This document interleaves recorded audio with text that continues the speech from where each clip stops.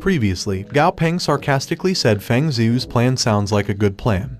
But Gao Peng knows that wanting his help is just a ruse and they really want is to get his grandfather to act. And if he agreed, his grandfather would follow him secretly to ensure his safety. Then Gao Peng wonders if they want to use him. Gao Peng disappointedly thinks he treats Feng Zhu as a friend and that is how he treats him, and Gao Peng angrily asks himself if he looks like a pushover to Feng Zhu. Gao Peng said that the Lord tier monsters don't have low intelligence unless humans really threaten their existence, and the Lord tier monsters wouldn't attack human-based cities on purpose. Then Gao Peng tells Feng Zhu that he thinks of him as his friend, so he should tell him the truth. Then Gao Peng asks Feng Zhu why the Chang'an military needs to kill the two Lord tier monsters, which made Feng Zhu stun for a second. Then Feng Zhu awkwardly responded that the grandson of one of the heads of the military region was attacked by the desert ruler during his mission in the Dali Desert, and unfortunately died while on duty. But Gao Peng just hang up while disappointedly saying Feng Zhu has become better with his words after joining the military, and a grandson of a Chang'an military district was killed by the desert ruler can't be a lie, but to say that he died while on duty is. Gao Peng also said he guessed that the grandson of a Chang'an military was either greedy for the fame of fighting a Lord tier, or he overestimated his own capabilities and wanted to tame it, or perhaps he wanted a Lord tier monster's core crystal. Gao Peng said because of the man's own greed, the man idiotically threw his life away. And his grandfather wants to avenge him but isn't well acquainted with his grandfather, so they turn to him, who is young and naive instead. Gao Peng also said for Feng Zhu and his past fellowship, he wouldn't have had any issue with requesting his grandfather's help for them, but Feng Zhu decided to take advantage of him instead, and now he had one less friend. Suddenly White tapped Gao Peng's shoulder, which made Gao Peng confused. Then White pointed to the bucket full of blood to show it to Gao Peng. Then Gao Peng happily hugged White Claw while thanking it, which made White blush, and when Gao Peng looked at White wound, it's almost healed. Then Gao Peng lifts up the bucket of blood while thinking the weight of white blood doesn't weigh like water, but like mercury, and there isn't even the tiniest ripple on its surface when he lifts it. Also, there is even a reflection to it like a mirror, which made Gao Peng wonder if white blood is really blood. Gao Peng also thinks the King tier familiars have already surpassed humans' understanding of biology because the King tier monsters are life forms of a higher level. Then Gao Peng happily said his money-grubbing mouse can reach the perfect grade. The next day Gao Peng was looking at Flamey Egg while saying Flamey's egg had been more active lately and it looked like it was going to evolve soon. Then he looks at Dazai, who is currently level 41, and Mouse, who is currently in the perfect grade, while saying Dazai and Mouse are promoted easily. Then Jai Huan called Gao Peng to say that the Guangong statue has been placed in front of Gao Peng Welfare School's gate. Jai Huan also said he heard that the statue killed a big honey badger on its first day of work, which allowed the cafeteria to provide an extra dish on its menu. Gao Peng responded that they made the best use of the statue. Suddenly a strong thunderlight appeared in the sky, which made Gao Peng wonder if it's going to rain. Jai Huan noticed Flamey Egg released a flame, which made Jai Huan tells Gao Peng that his fat Flamey seems to be close to evolving. Then the lightning strike hit the tree, which made the tree burn. Then Flamey, who successfully evolved, come out of the egg. Gao Peng thinks Flamey finally looks like a proper one-legged crane and not a penguin, but it's a little fat. Jai Huan looks at Gao Peng and asks if Flamey evolution counts as successful. Gao Peng responded yes and said that Flamey awakened a new bloodline, but the exact details can only be confirmed later. Flamey's new monster name is Forest Flame Spirit Crane, an ancestral bloodline reawakened. It was level 41 in perfect grade and its attributes are fire and wood. Its skills are Flame Mastery level 4 and Flame Resistance level 4, and its special characteristic is Fire Feather. Also, Flamey Introduction said Flamey has awakened a new bloodline in its body and it only needs to devour a large amount of fire attribute spirit to continue to promote its grade. Jai Huan tells Gao Peng that someone from the Chang'an military district approached him for a favor, and he knows that he already rejected them. But Jai Huan suggests Gao Peng go take a look and assess the situation, because if Gao Peng can help, then he should help, and if it's too inconvenient for him to help, he just turns around and leaves. Then Jai Huan asks Gao Peng what he thinks of his suggestion. Gao Peng agreed to his grandfather's suggestion while thinking even his grandfather wants him to go have a look, making him wonder if it could be that there was something else in Dali Desert. The next day, Gao Peng and his familiars arrived at Chang'an Base City. Gao Peng happily said his home and also said although his staying with his grandfather in Yuzhou makes him happy because Chang'an feels more like home to him. Then Gao Peng walked toward the roadside travel agency while saying they should get down to business. Gao Peng tells the receptionist that he wants to ask if they offer any travel programs to the Dali Desert. The receptionist responded that they currently don't have any travel programs to the Dali Desert, which made Gao Peng wonder if they really don't have a program for the Dali Desert. The other employee's man said he heard that Dali Desert is very dangerous because a lot of people died there, and no one dares to go there anymore, and the military has been strict with border control. So anyone wishing to enter the Dali Desert will need to register for a special pass. Gao Peng walked away while thinking that things are a lot more complicated than the military had let on. Gao Peng was outside the travel agency thinking that it looks like entering the Dali Desert via official means isn't reliable, and he has to see for himself if he wants the truth. Also, he shouldn't expose his trump card to the military. Then Gao Peng looked around him while thinking he needs to think of another way to get into Dali Desert. Then Gao Peng continued to look around because he knew that there were brokers around there. Then he saw the man with green hair looking around too. Gao Peng called the man to come to him. Then the man opened the door while telling Gao Peng to go inside because they need to talk secretly. When they were inside, Gao Peng opened his bag full of money while telling the man that he had enough money and he can give him a deposit. Then Gao Peng said he want to go to the Dali Desert today. Then he asks the man if the man has any groups going into the Dali Desert. The man immediately responded yes. Then the man smiled while thinking that another loaded young master who was an idiot. Then the man tells Gao Peng to follow him. Suddenly a monster was slowly approaching Gao Peng from behind.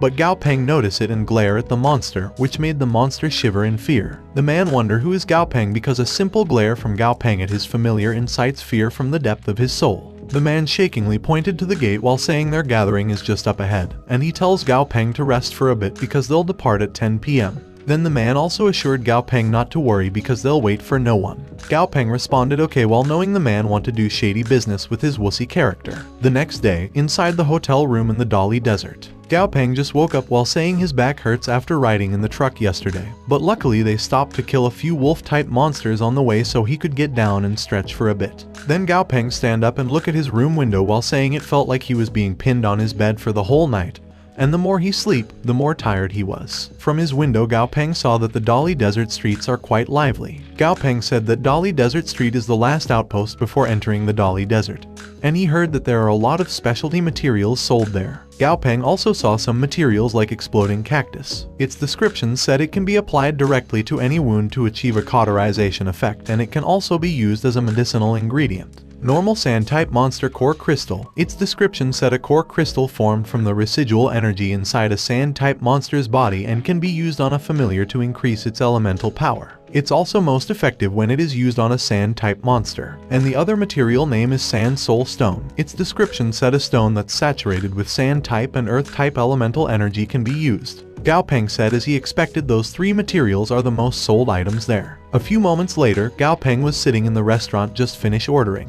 On the other table, the man said the military is preparing to lock down the entire Dali Desert because lately, they're forbidding people from Chang'an from entering. The other man angrily said the military is just trying to hog the good stuff for themselves. The girl hushes her friends and tells them to watch their words. On the other hand, Gao Peng, who heard everything, thinks the Chang'an military still holds a lot of influence. At least most people don't dare to badmouth the military in public. Then the waiter gives Gao Peng drinks, while Gao Peng thinks for the military locking down the Dali Desert and forbidding anyone from entering means something big is going to happen. So Gao Peng thinks he should hurry over once he finishes his breakfast. An hour later, in the Dali Desert, Dummy was looking at his feet confused because his feet sank on the sand while Da Zai laughing and teasing Dummy that Dummy is so heavy that his feet already sinking in the sand. Then Da Zai runs around the sand happily while telling Dummy to look at him because he can run around all he wants, which made Dummy angry and tried to run in the sand while shouting that the sand can't stop him. But in the end, sad Dummy sunk his half body into the sand. Silly and Flamey grab Dummy's shoulder to lift up while Flamey tells Da Zai to stop bullying Dummy and help them, to which Da Zai immediately helps to lift Dummy. Gao Peng, who's looking at his familiar, said the desert is different than land and his familiars may not be used to it.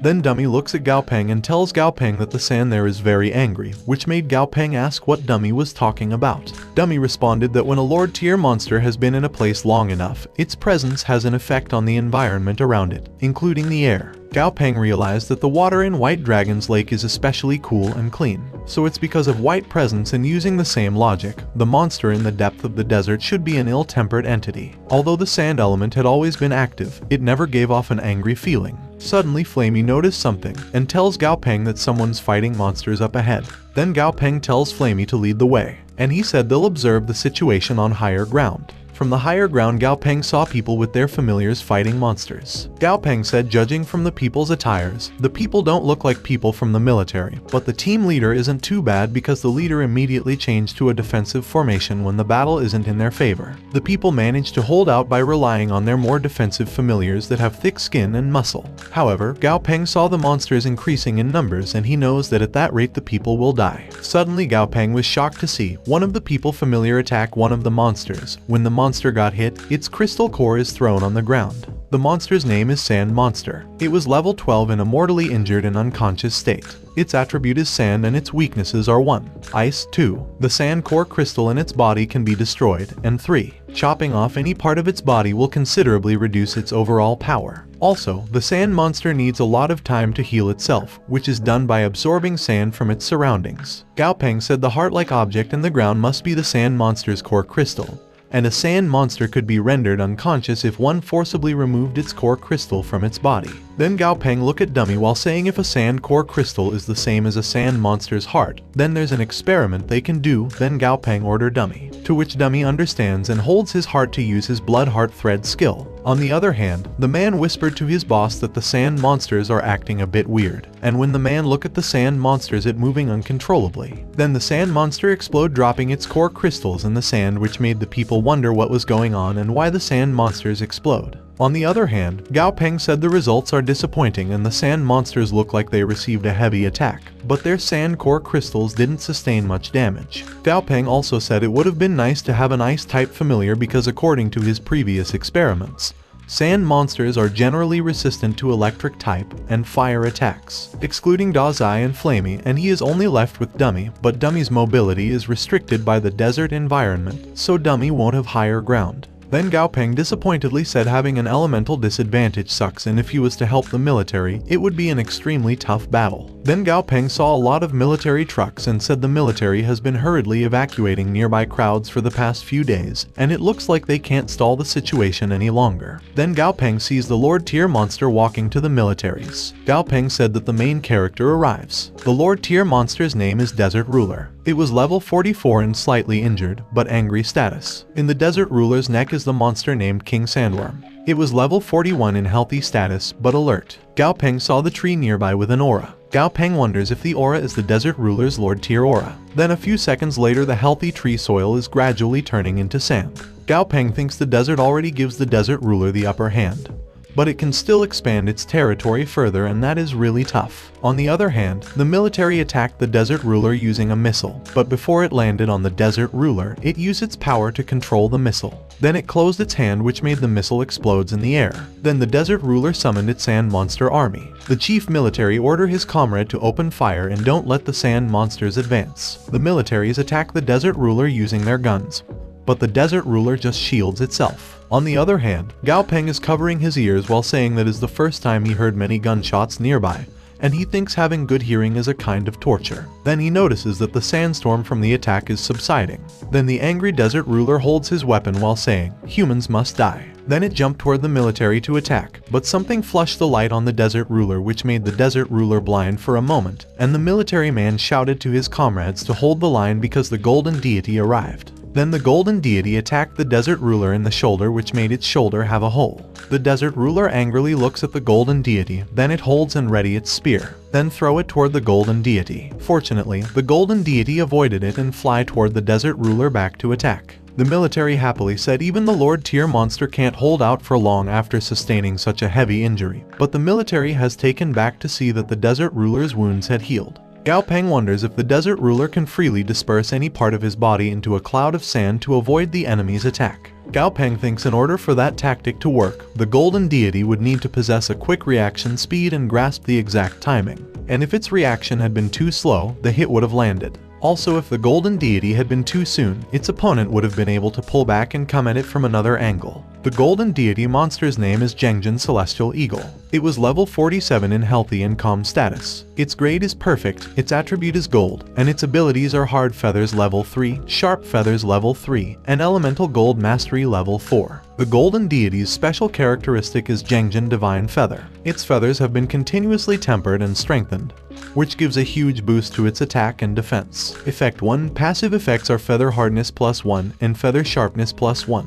Effect 2, passive effect said it has a certain level of resistance against other elemental attacks, which made Gao Peng said as he expected of the golden deity, its stats are really nice. However, Gao Peng, who currently looking at the golden deity attacking the desert ruler, said the golden deity is up against the desert ruler who has the upper hand, and if the Chang'an military doesn't have a backup plan, it'll be hard to determine the winner of the battle between the golden deity and desert ruler. The desert ruler uses his hands to jump fast behind the golden deity's back, which made the golden deity shocked and confused. Then the golden deity immediately uses a barrier to protect itself, but the desert ruler punched and broke the barrier of the golden deity, which made the golden deity fall on the sand. Then Gao Peng said in horror that the desert ruler is fierce because it broke through a Lord Tier's defensive barrier with only one blow. On the other hand, one military man tells the commander that the golden deity is at a standstill with the desert ruler. Then the man asks if they should continue firing the missiles. The commander responded no and said if it was any other familiar, accidentally injuring it wouldn't be a problem. Even if it's a commander tier familiar that's at its peak, as long as it can bring them victory, sacrificing it wouldn't be an issue.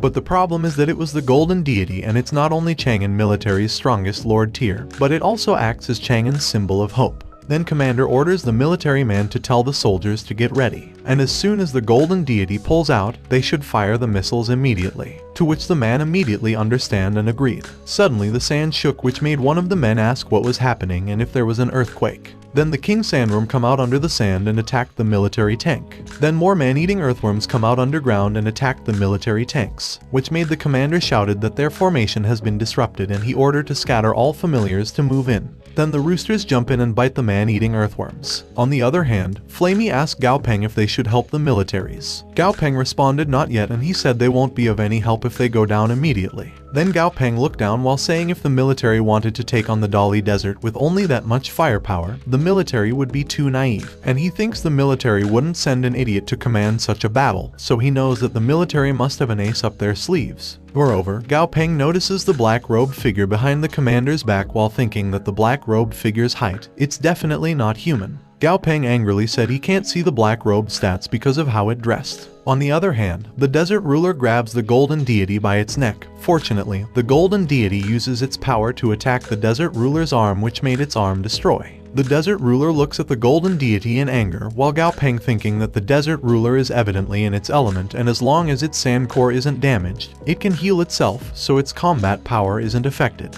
Then Gao Peng saw that the desert ruler absorbed the sand monsters, which made Gao Peng wonder if it could be that the desert ruler has some kind of secret move.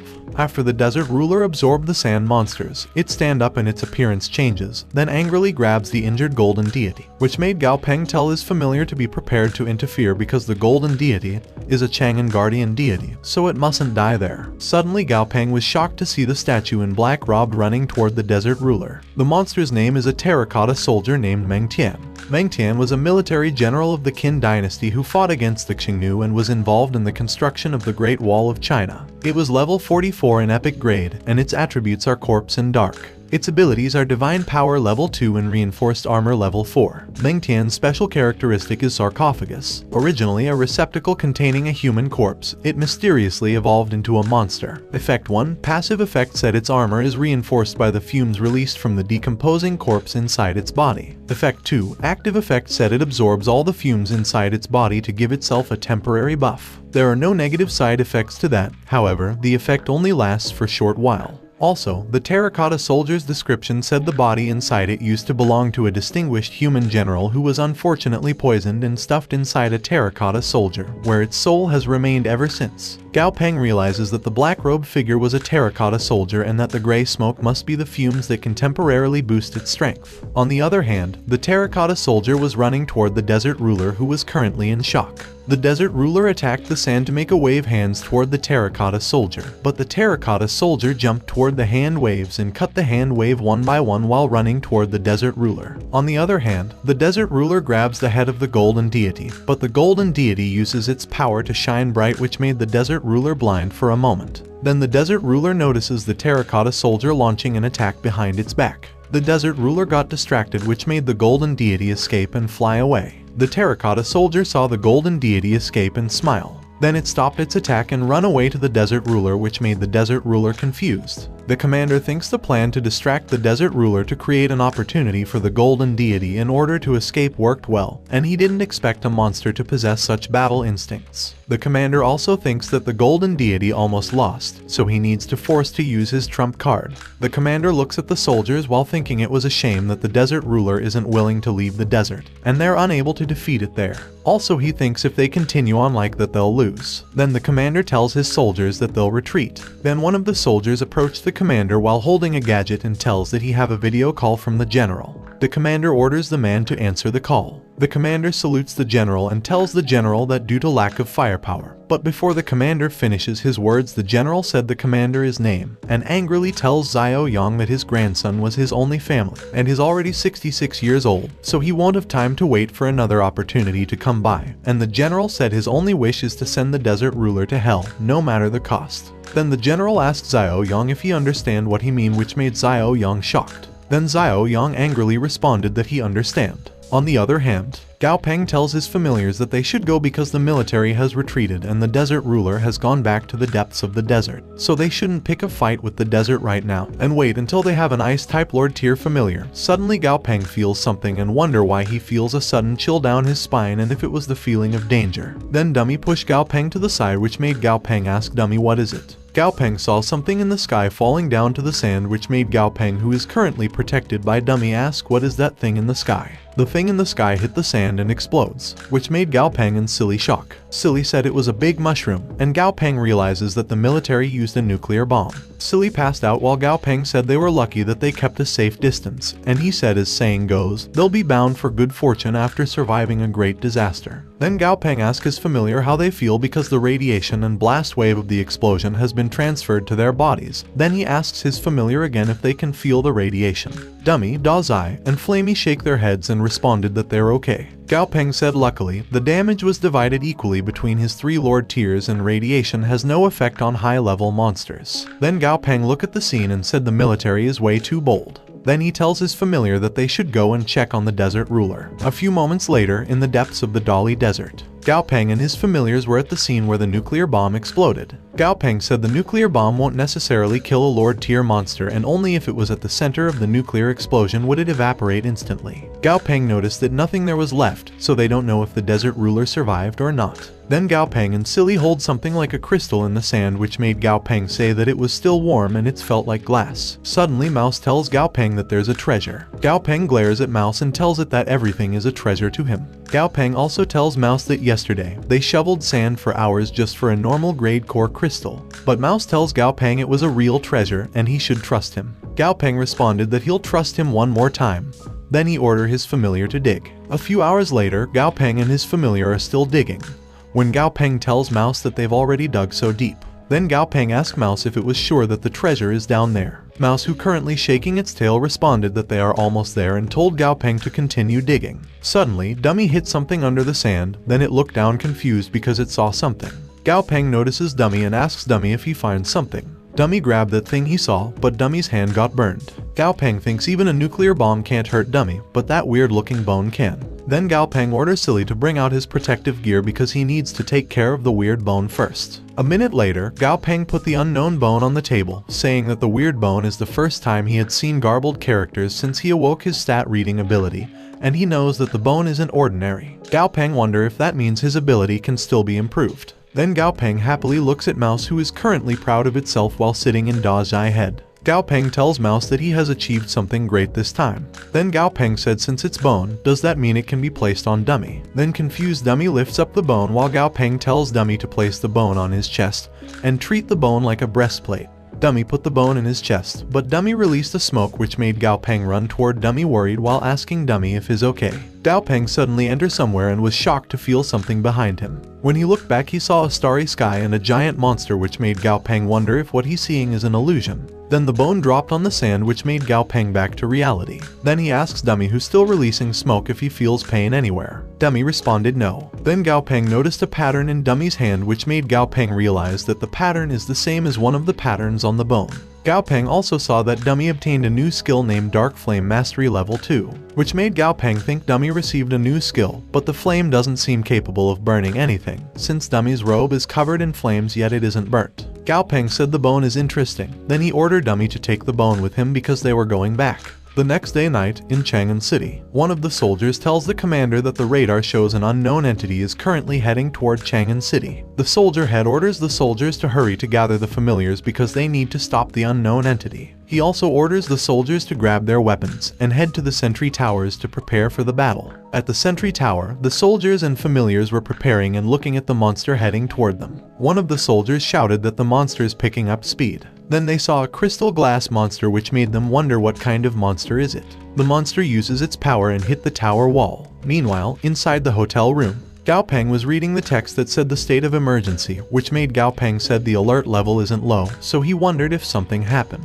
Then someone knocked on his room door. Gao Peng opens the door, then the soldier asks if is Gao Peng. Then the man said Chang'an City has initiated a level 5 alert, and all available monster trainers are to accept enlistment from the government without conditions. Gao Peng responded that it was not a problem and that he'll be there after he grabs something, to which the soldiers salute to him. Gao Peng closed his door while saying the last time he heard of a level 5 alert was when White was promoting and he thinks something really big has happened. A few moments later, Gao Peng arrived on top of Chang'an Base City's eastern city wall. Gao Peng was shocked to see a monster named Nuclear Ruler, a radiation variant. It was level 46 in epic grade, and its attribute is Earth. Its abilities are Hardened Body level 3, Elemental Resistance level 3, and Gravitational Mastery level 4. Its special characteristic is Nuclear Core. In order to survive the nuclear radiation, its Sand Core developed the ability to absorb nuclear radiation. Effect 1, Passive effect said it can strengthen itself using nuclear radiation. Effect 2, Active effect said it can tap into the nuclear energy contained within its core in order to give itself a temporary power boost. The Nuclear Ruler's weakness is its hard body is now as brittle glass, and its description said after being exposed to extreme heat and terrifying levels of radiation, the Desert Ruler has mutated into the Nuclear Ruler. Gao Peng thinks the Desert Ruler has undergone mutation due to the radiation and its defense and elemental resistance seems to have increased, but its healing speed might not be stronger than before its mutation.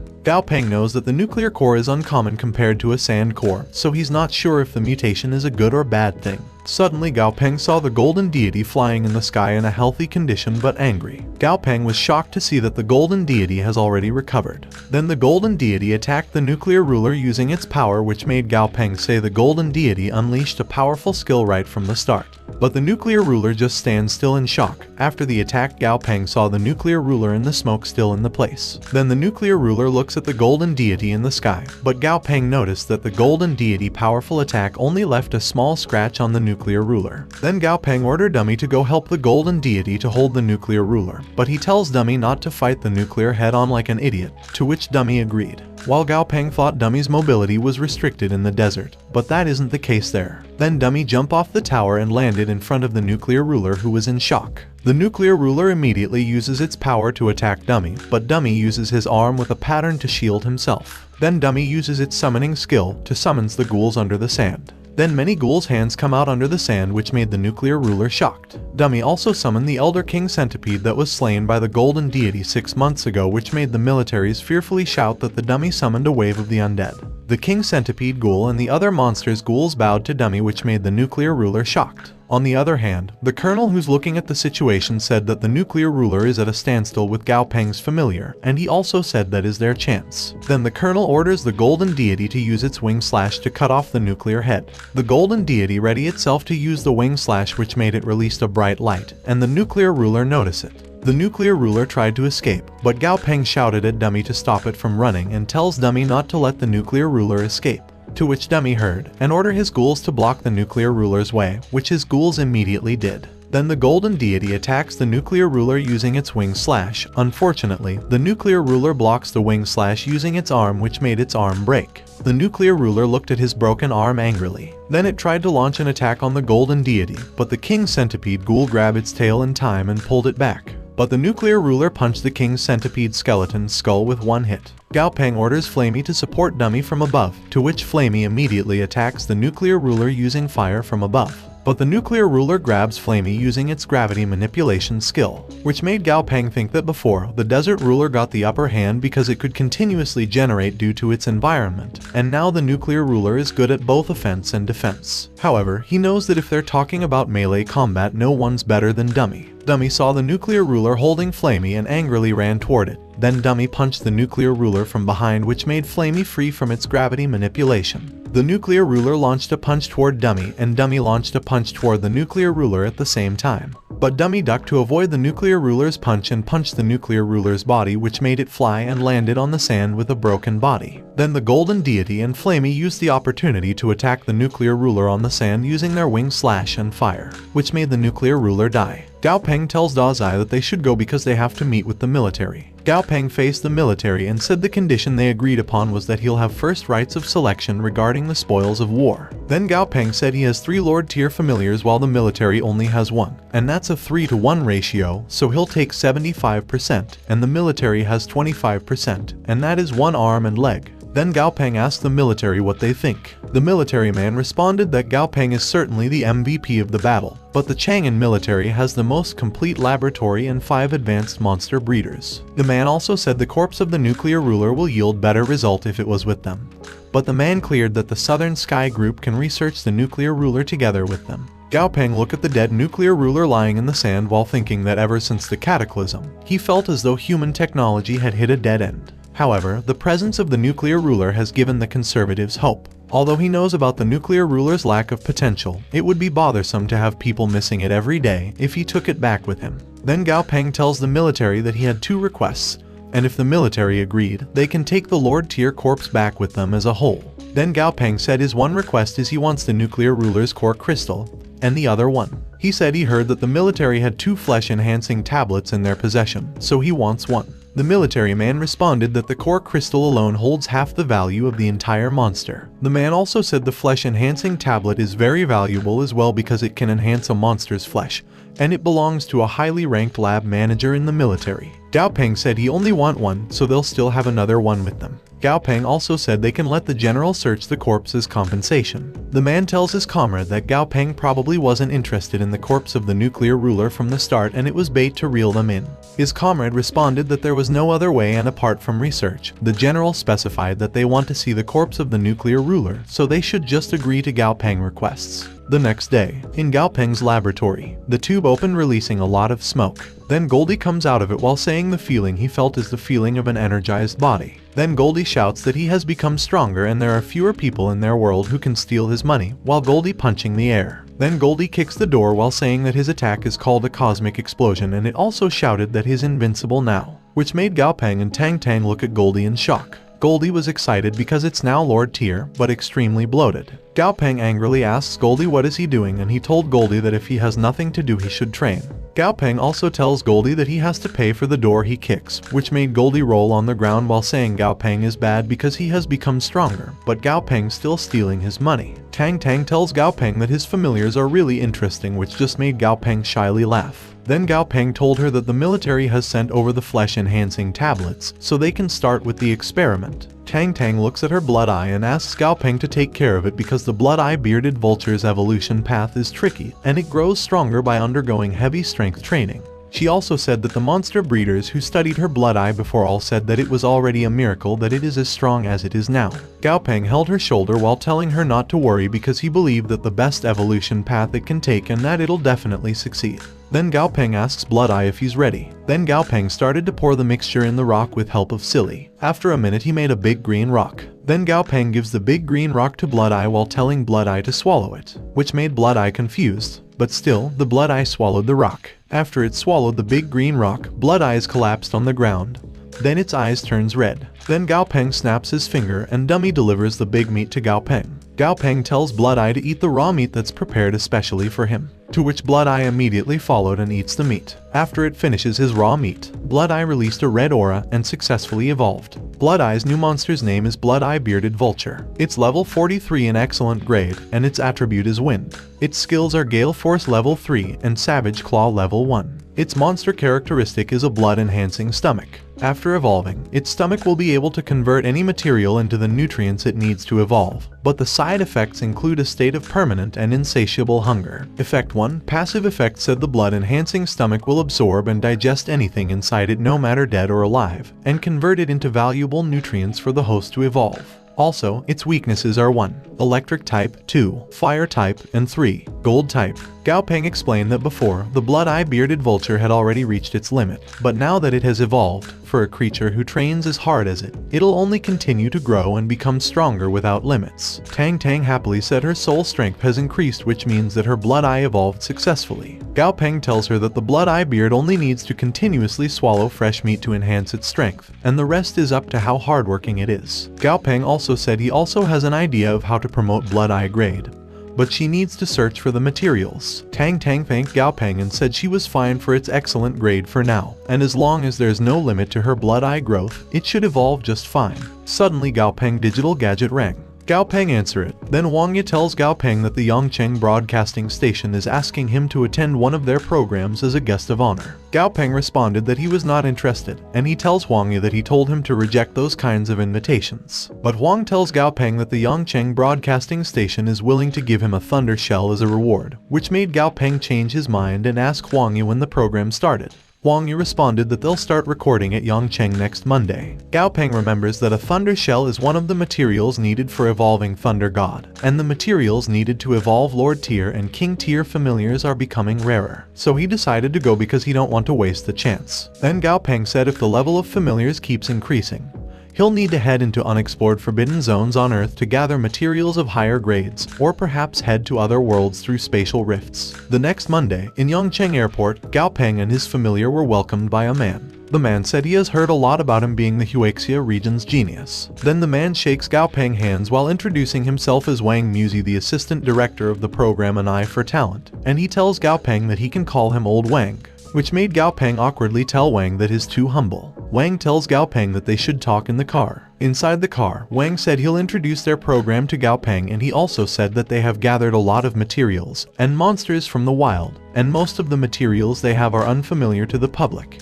There are also some species that are completely new and have never been discovered by anyone before. Then Wang tells Gao Peng that he has sent him an information package, so he may take a look at it. Gao Peng opened his digital gadget and saw some materials, which made Gao Peng prove that there are indeed a lot of rare materials, and he know that Wang team has put a lot of effort into it. While Wang says their selling point for the program is that they'll be identifying the attributes and characteristics of the materials and monsters. Suddenly Gao Peng noticed a flower named Dalingshan Dandelion on his monitor. Gao Peng also saw the system that said the flower monster's name is Yin Yang Calendula. It was level 3 in excellent grade, and its attributes are light and dark. Its state is healthy, but currently trembling, and its introduction said it's a brave and fearless plant-type monster that likes to explore, and it has the ability to heal and weaken the abilities of other monsters. As it's still at a low level right now, it can only use the seeds on its head to make soup, and that may be a good choice for it to make right now. Gao Peng thinks the flower skills to heal and weaken is an uncommon combo. Then Gao Peng asks Wang if those monsters and materials belong to his team because he really likes the Dalingshan Dandelion. Then Gao Peng asks Wang how much the price of Dalingshan Dandelion.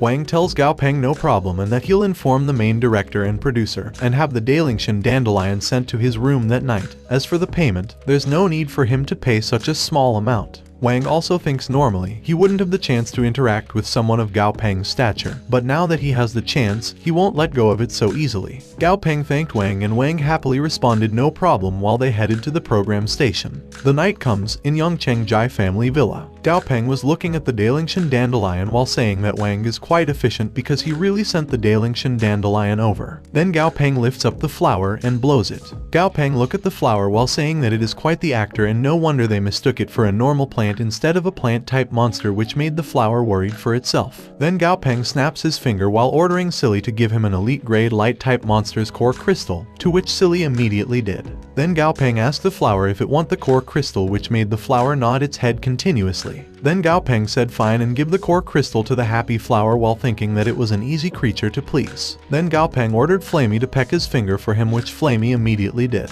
Then Gao Peng put his finger with blood onto confused flower head while thinking that needles can't prick his skin now because his skin is so thick that it can be compared to rhinos. The contract with the flower and Gao Peng was easily successful. Then the flower called Gao Peng in a confused tone because Gao Peng was staring at it while thinking that compared to Silly's lackluster healing ability, the Yin Yang Calendula seems to be much more professional. Gao Peng decided to name the flower Flowery since most of his familiars' names end in Y. Then Gao Peng gives Flowery to Dummy while telling Dummy that he'll leave protecting Flowery to him. Then Flowery stands to Dummy's head happily, which made Dummy sad.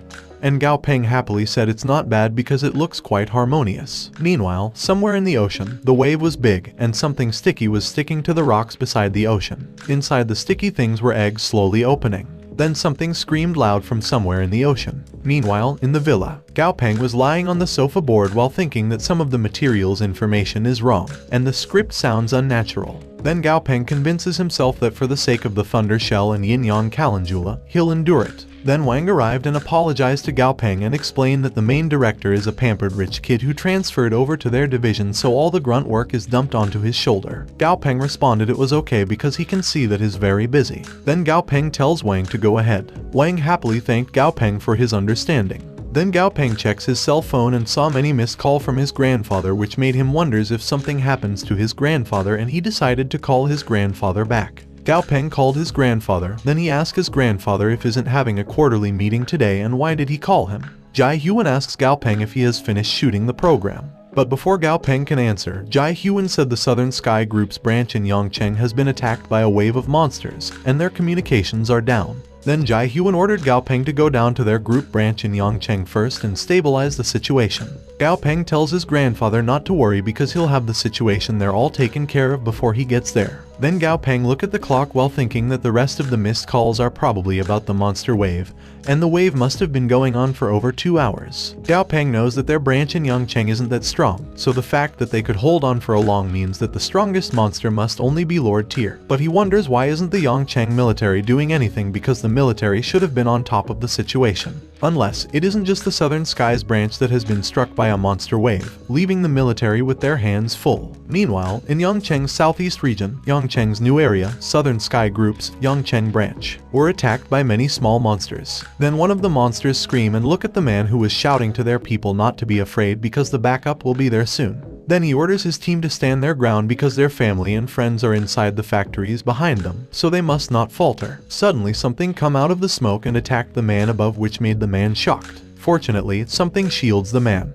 When the man looked back, he saw the tree tails and thanked it for saving him.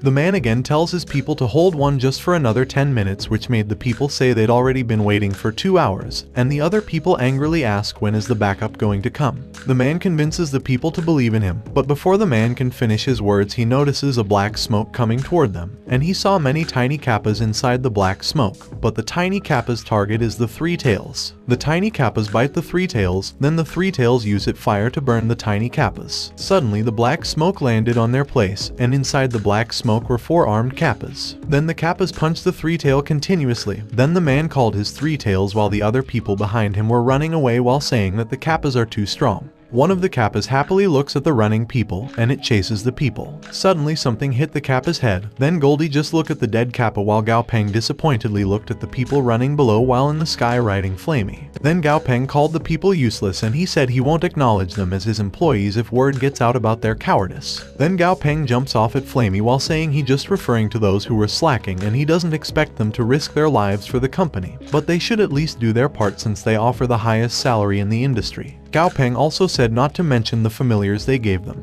Also geographical advantage, a stronghold, several hundred elite tier familiars, dozen of commander tier familiars, and equipped with guns, grenades, and the very best electronic gadgets. Then he asked the people why they couldn't hold down a fort like that, which made the people stunned in fear. Gao Peng also said he initially thought that there were lord tier monsters in the horde, but it turns out that there's only a group of normal grade elites and commander tier. Then Gao Peng angrily stared at his people while saying there are a lot among them who don't use their brains. Then Gao Peng ordered Dummy and Dazai to take care of the monsters on the other gates, and Goldie and he will take it from here. Then Goldie jumped off the terrace and landed on the ground, making the kappas thrown away. Goldie angrily looks at the kappas and punched all the kappas, launching an attack at him. Then Goldie jumps forward to attack more of the kappas. Suddenly one of the kappas bites Goldie's shoulder, which made Goldie angry and got bigger. Then he punched the kappa into pieces. On the other hand, Gao Peng, who's watching Goldie kill all the kappas, called his grandfather to tell his grandfather that there's no need for him to come over because there's not a single lord tier monster there. And Gao Peng tells his grandfather not to worry because he'll be careful and he'll take care of the business there in his name. Meanwhile, in the West Gate, the apes were shielding the gate while the people were attacking the turtles walking toward them.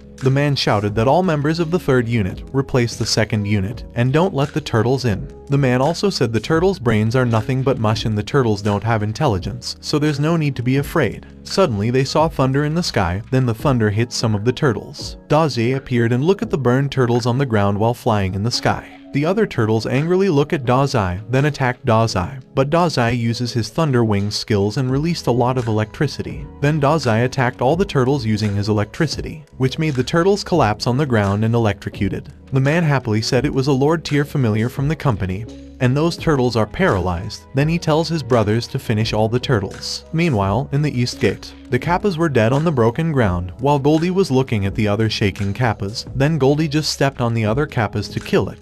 On the other hand, the man who's watching Goldie said Goldie is so strong, while Gao Peng looks at the man from behind while thinking that it's obvious that those who slack off view the company's familiars as their own possessions and are unwilling to send the familiars into battle. Unfortunately, familiars and their owners are bonded by a blood contract and ownership can't be transferred. But he can't let that work ethic spread. Gao Peng said maybe he can allocate people from the security department to a familiar combat squad and hand the real battles to professionals. Gao Peng also noticed that there was something suspicious about the attack because the monsters won't suddenly attack humans for no reason, and he'll have to look into the reason behind it and where the monsters came from. Then Gao Peng ordered Captain Zheng to bring the ones who did well in the battle just now, and he asks them to follow him, to which Zheng agreed. Zheng immediately called Xiao Wang, Old Zia, and other people who fight with the monsters to come over. A few moments later, all the people who work hard to fight the monsters along with their familiars were lined up while Gao Peng told them that there are true warriors, and warriors should be rewarded for their bravery, and every scar on their bodies is a testament to such bravery. Then Gao Peng pointed to the camera while saying after the battle, they'll be rewarded and punished accordingly, but Gao Peng also said he can give some of them a second chance. Then he orders the other cowardly people to catch the rest of the Kappas alive, and every Kappa they catch is worth a point. The other man angrily said nothing in their world is more important than his own life, and quitting the job in Southern Sky Group isn't a big deal. The other man said a young master like Gao Peng only knows how to talk, and if he had Gao Peng resources, he'd definitely have a Lord tier familiar too. Suddenly one of the men named Xiao Guo tells the two men to stop the cynical remarks, and he admits that he was afraid when facing the monster wave just now, but he doesn't wish to be a coward forever. Then he tells his beasts to come because they'll go catch some Kappas, which made the two men angry and ask if Xiao Guo was calling them cowards. But Guo just walked away to catch some Kappas while the two other men were running to catch Guo because they also want to catch some Kappas, which made the other cowards people to said that the three men were fakers and a bunch of idiots. But Gao Peng thinks that it seems like not all of their people are hopeless, and he knows everyone will make mistakes, but as long as they want to make amends, he doesn't mind giving them a chance. As for those who are stubborn and refuse to change, he wonders who's going to be the bad cop. The next day, the monsters named Coastal Algae Kappa are being held in cages. Its level is 14 and its grade is normal, and its attributes are water and dark. Its status is light injuries, leg injured, but still cautious. Its pathways for promotion to excellent grades are 1.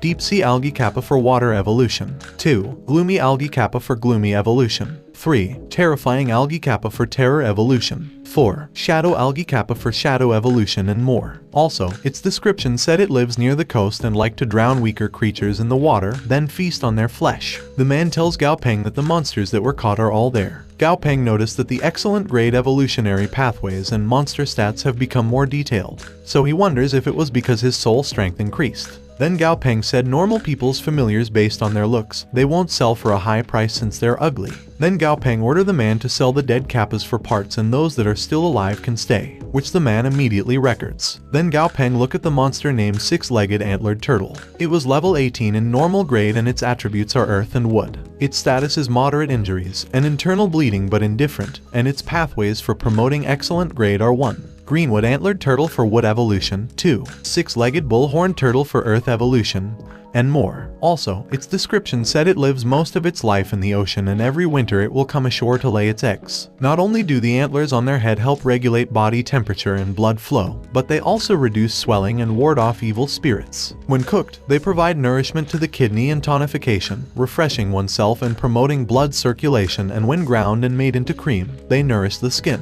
which made Gao Peng think some of its antlers are already growing back, meaning they can be harvested. But the turtle in front of him doesn't look like a deer's antlers at all, which made Gao Peng wonder if it could be that it provides similar functions. Then Gao Peng tells the man to start raising those turtles and make sure that the turtle's antlers are harvested regularly, to which the man immediately agreed. While they walking, Gao Peng asks the man if the rewards have been sent out to the ones who participated in the monster wave. The man responded that according to his instruction, the security department has been divided into combat and reconnaissance divisions, and both are being led by personnel who made stellar contributions. The man also said the other outstanding employees have been given a raise and promotions. Then Gao Peng angrily looks back to ask the man how about Zhang Yu, Han Fu, Cheng Jian, and Lai Jiaxian. The man carefully responded that the punishment for all 4 of them have been announced to the entire company, and they were fired from the Southern Sky Group, and their familiars are being held at the underground laboratory. Gao Peng asks the man if the 4 men accept the punishment without making a scene. The man fearfully responded that Han Fu argued that according to the law, a familiar is a monster trainer's personal possession,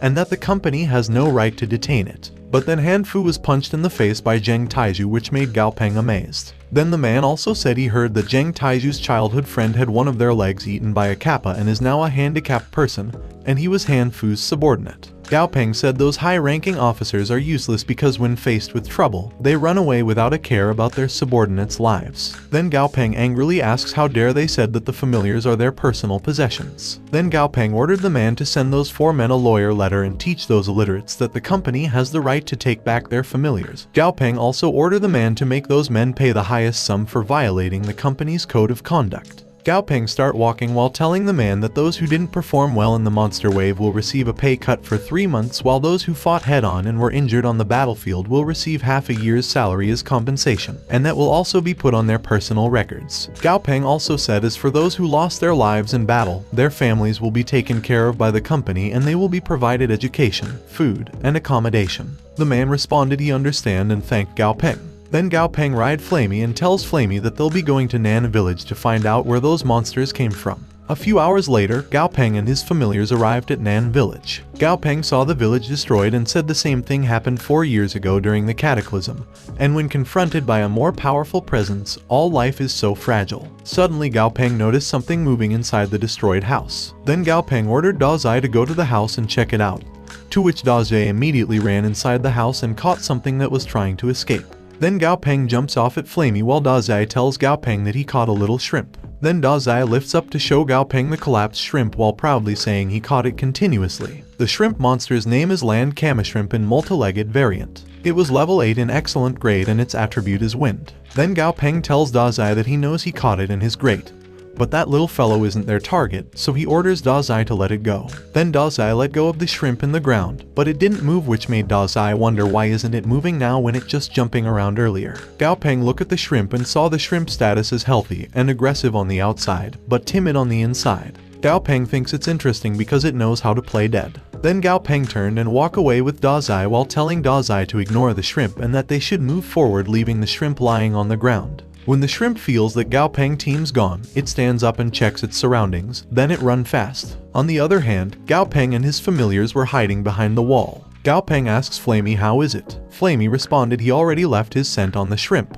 Gao Peng praised Flamey and tells it to keep an eye on the shrimp because it's normal to see shrimp-type monsters there since that village is near the sea, but for a low-level monster to be alive after a monster wave, it's not so much. Then Flamey tells Gao Peng that he thinks the shrimp wants to go underwater. Gao Peng tells Flamey to follow the shrimp. On the other hand, the shrimp swim down to the water, but it was attacked by something which made the shrimp explode, while something in other water called the shrimp idiot because it didn't even know it fell into an enemy's trap. On the other hand, Flamey tells Gao Peng that the scent that he left on the shrimp is gone. Gao Peng tells Flamey that it's alright and he thinks a commander tier monster must have picked up his scent on the shrimp's body. Gao Peng said he knows that the mastermind behind the monster wave probably isn't far away, and it is even possible that they're hiding beneath them inside the ocean. Then Gao Peng looked at the sea and said the sea is too calm. Then he ordered Flamey to fly higher, to which Flamey immediately agreed. But before they can fly higher, they have been attacked by something using the water in the ocean. Then a big monster attacked them, which made Gao Peng and Flamey shocked. but Daze angrily flies in front of Flamey to protect them and shouted. Then Daze uses his thunder wings to attack the monster. Gao Peng noticed that the monster has inner armor beneath its scales, so Daze lighting didn't affect it at all. But Daze fly toward the monster's scale and cut it using its claw. Then Daze uses its thunder wings again to attack the monster inner without its armor while angrily asking the monster how dare he try to eat Gao Peng. Then Daze angrily said he'll electrocute the monster continuously, which made Gao Peng proudly said Daze had grown because Daze slashed open the monster's inner armor before electrocuting it. Then the monster named Gloaming Oceanic Manta Ray jumps back at the ocean. It was level 46 Lord tier and excellent grade, and its attribute is water. Its abilities are Water Mastery level 3, Hardened Skin level 2, Stealth Skin level 1, and Strengthened Organs level 1. Its monster status is mild injury, but still enraged, and its description said its wingspan can reach up to 50 meters, and despite its size, it can move nimbly in the water and it can swallow its prey up with its pocket-like mouth.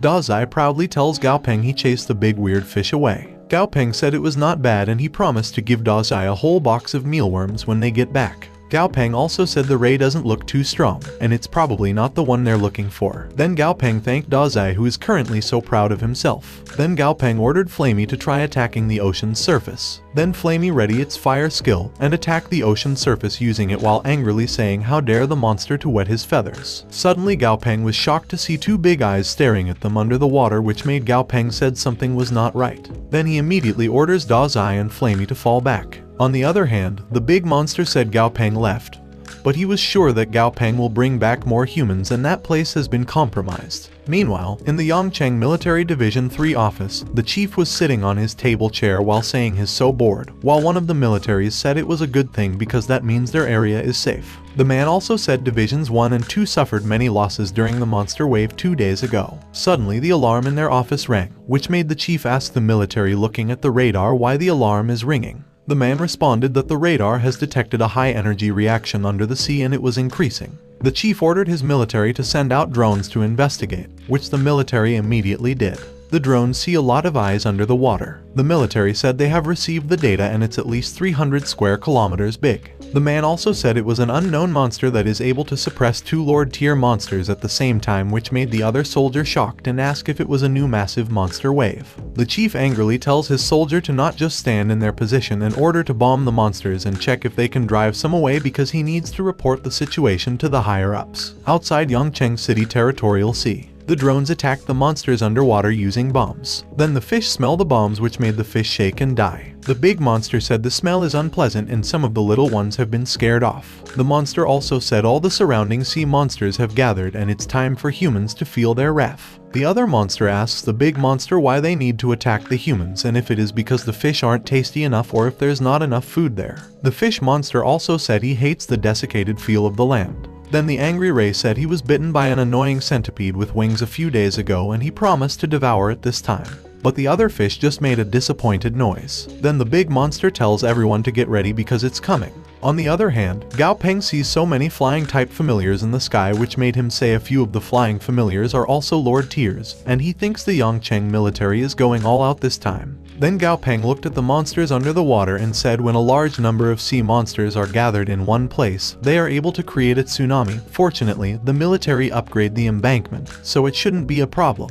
On the other hand, the general angrily shouted that they cannot let the monster wave proceed any further, otherwise the fortifications will be destroyed. Then he ordered that all ranged combat personnel on site attack the rear of the monster wave, artillery and missile vehicles get ready to attack the center of the wave. Gao Peng tells his familiars that they should go fight the monster wave together with those familiars. Then he orders Daze to go with Flamey and don't leave Flamey's side. The flying familiars of the military attack the ocean using their power skills, and at the same time, the missile and tanks of the military are attacking too, which made the other sea monsters get killed. Then the sea monster uses its skills to make a big wave to attack them, which made Gao Peng shocked and think that it was a huge wave that was at least 6 meters taller than the previous one. Then the huge wave slams into the high embankment. The man who's currently running toward Gao Peng asks him if he's okay. Gao Peng responded is fine. Suddenly a big fish jumped off the water and tried to attack Gao Peng. Fortunately, Goldie arrived in time in front of Gao Peng while asking the fish how dare it lay its hands on Gao Peng and if he's invisible to him.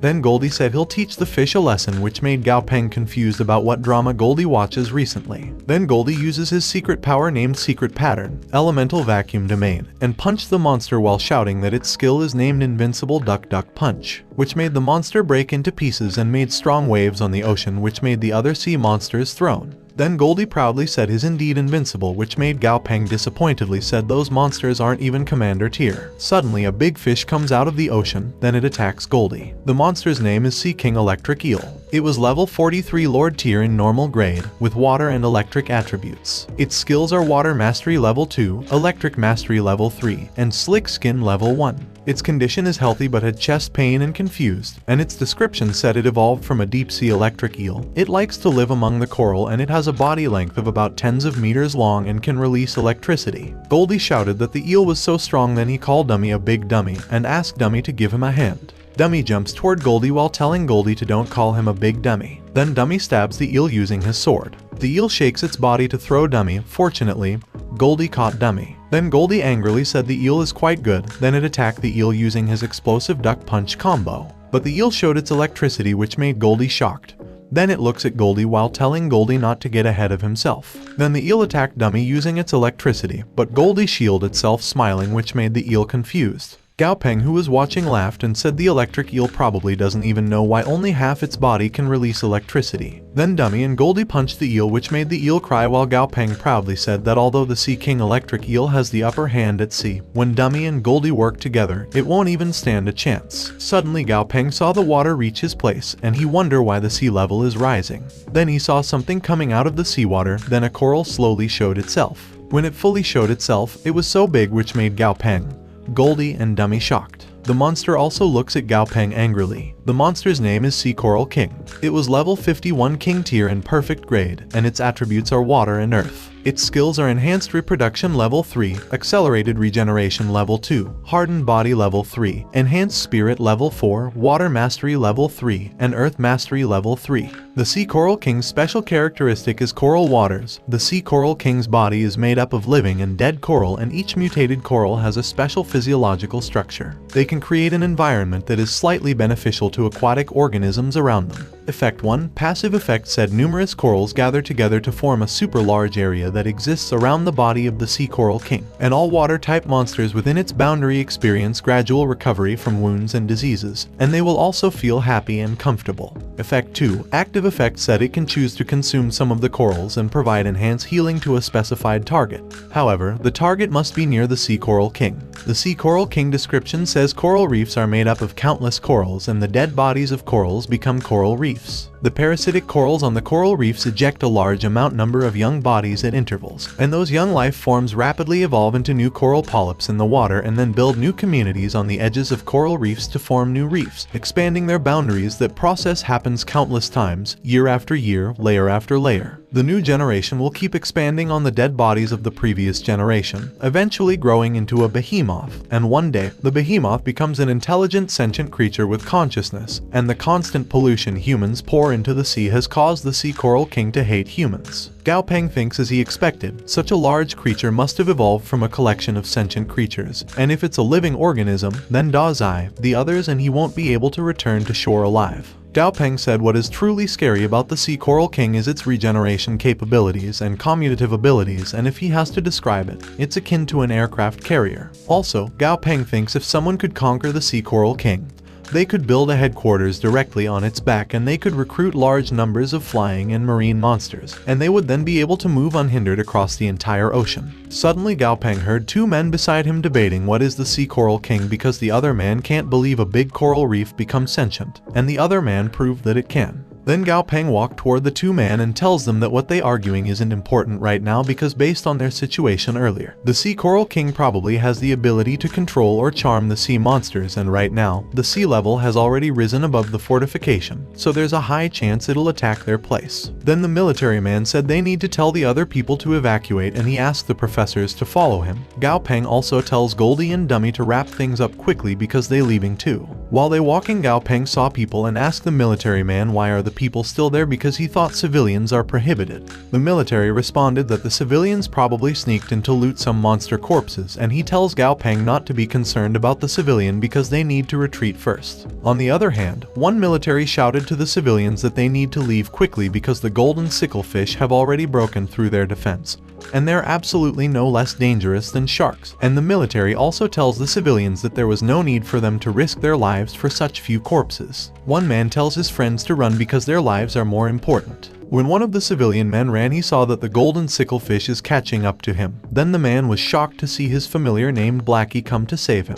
After Blackie killed the golden sicklefish, the man tells his beast that they should hurry and go to the shore. While walking, the man looked back and saw many golden sicklefishes swimming fast toward them. Then one of the fish attacked Blackie, which made the man shocked. But Blackie grabs the man's shirt and throws the man to the shore. Then the golden sicklefishes attacked Blackie. The man begs his friends to save his Blackie while saying he was the one who is greedy, and his Blackie doesn't deserve it. But his friends just didn't know what to say. Gao Peng called Flamey and Goldie to rescue Blackie, to which Flamey immediately burned the golden sicklefishes while Goldie grabbed Blackie and ran toward the shore. Goldie put down the injured Blackie to his owner, who was panicking and asking Blackie if it was okay. Gao Peng orders Dummy to give him a pedal, to which Dummy immediately gets to Flowery, who currently staying on his head. Then Dummy and Silly put the pedals on wounds of Blackie. The man cryingly said Blackie's wounds are gradually recovering, and he thanks Gao Peng continuously. But Gao Peng tells the man not to misunderstand because he only helped because of his familiar's undying loyalty. Gao Peng saw that the man's condition in the system showed happy but guilty. Then Flamey, who's still attacking the fishes, tells Gao Peng that the fishes started fighting and there are so many big fishes, prawns, and a bluefin tuna. On the other hand, the military, who currently blocking the sea monsters with their familiars, tells their captain that the monster wave is too powerful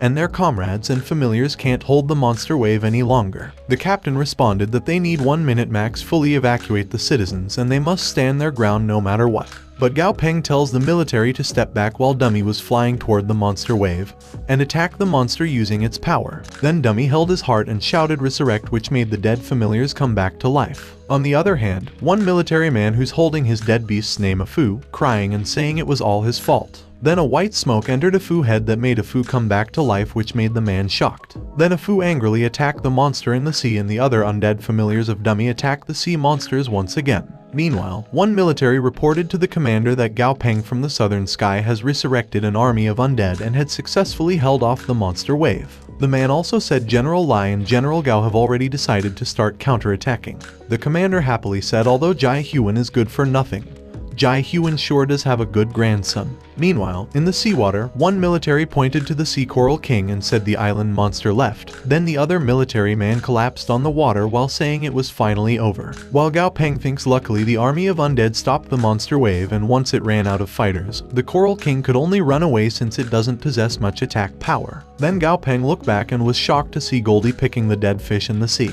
Gao Peng tells Goldie to just bringing the Sea King electric eel's corpse back is enough and that he should leave the others fish. But Goldie responded he don't care because Gao Peng said one fish was worth 500 alliance credits. Then Goldie started to count the fish he was holding. Then Goldie saw the man picking up fish corpses and walked toward the man while telling the man to drop the fish corpses because all of it was his, which made the man shocked. On the other hand, Gao Peng answers Huang Ye call and asks why Huang Ye call him.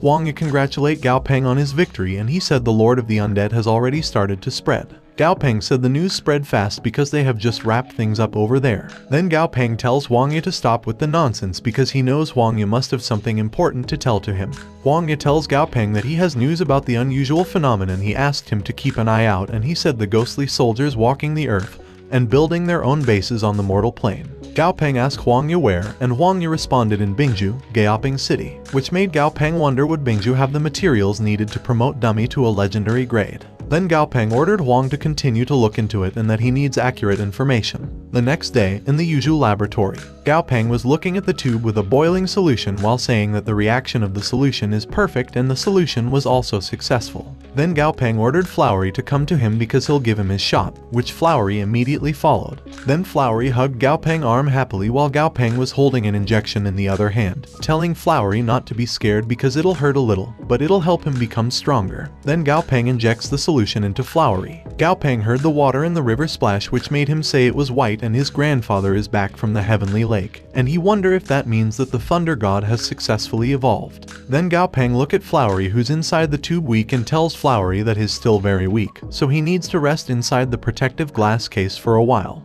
Then Gao Peng walked outside and saw his familiars and his grandfather. Gao Peng asks his grandfather how's Thunder God is, but Jai Huan tells Gao Peng to see it himself. Then Gao Peng look at successful Thunder God evolved. Thunder God's new monster name is Thunder Shell God.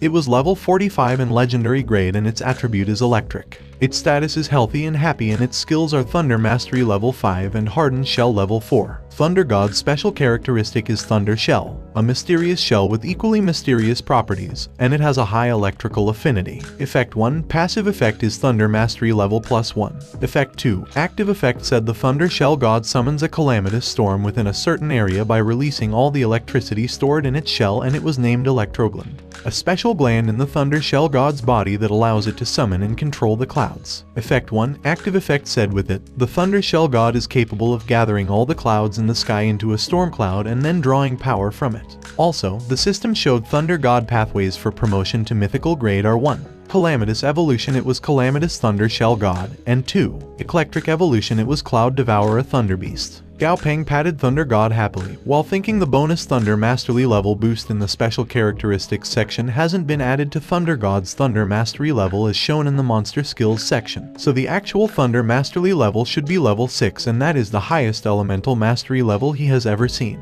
Which made Gao Peng wonders if the Thunder God is now a heavily armored eclectic attribute mage. Jai Huan tells Gao Peng that he tested Thunder God once he come back, and Thunder God is already legendary grade. Gao Peng responded that the evolution was a success after all. Jai Huan thinks those few breakthroughs have proven that Gao Peng can steadily breed legendary grade familiars, although Gao Peng doesn't have a 100% success rate. That is already a very terrifying achievement, and he thinks the southern sky is still peaceful as of now, but to further protect Gao Peng he needs to become stronger. Gao Peng tells his grandfather that he plans to bring Flamey on a trip to its birthplace. Then he asks his grandfather if he still remembers where Flamey birthplace was. Jai Huan responded that a year passed in the blink of an eye, but he think it was in a swamp to the west of Jiangnan Base City. Then Gao Peng look at Flamey and tells Flamey that he promised him last time, so they'll go visit his birthplace tomorrow. Flamey responded okay while thinking about his mother. The next day, in Jiangnan Base City's Southern Sky branch, Gao Peng was with Flamey listening to the man while looking at the monitor. The man pointed to the monitor and tells Gao Peng that the information he requested about all the crane type and crocodile type monsters in Jiangnan Base City and the swamp was on the monitor, which made Gao Peng tell the man named Chen he did good work. Then Flamey, who's looking at the monitor, tells Gao Peng to stop scrolling because he saw the crocodile. Gao Peng asks Flamey if the crocodile on the screen is the one who hurt his mom. Flamey responded yes and pointed to the screen while telling Gao Peng that those cranes behind the tree hiding are his kin. Gao Peng asked Chen if he know where the place was. Chen responded it was the swamp of the crocodile spirit in the Cayenne family's territory. Gao Peng slowly stands up while asking Chen if there's such a thing called the Cayenne family's territory. Then Gao Peng angrily asks Chen when did the wilderness become a family territory. Chen responded it's an unspoken rule and it is just like how everyone says that Yuzhu is Southern Sky's territory. Gao Peng look at Chen and tells Chen that Yuzhu can only be the Alliance's territory and they Southern Sky is just the Yuzhu government's closest ally, which made Chen immediately agree while wondering if the other districts say that Gao Peng is easily approachable because he thinks Gao Peng is just like a tiny Jai Huan.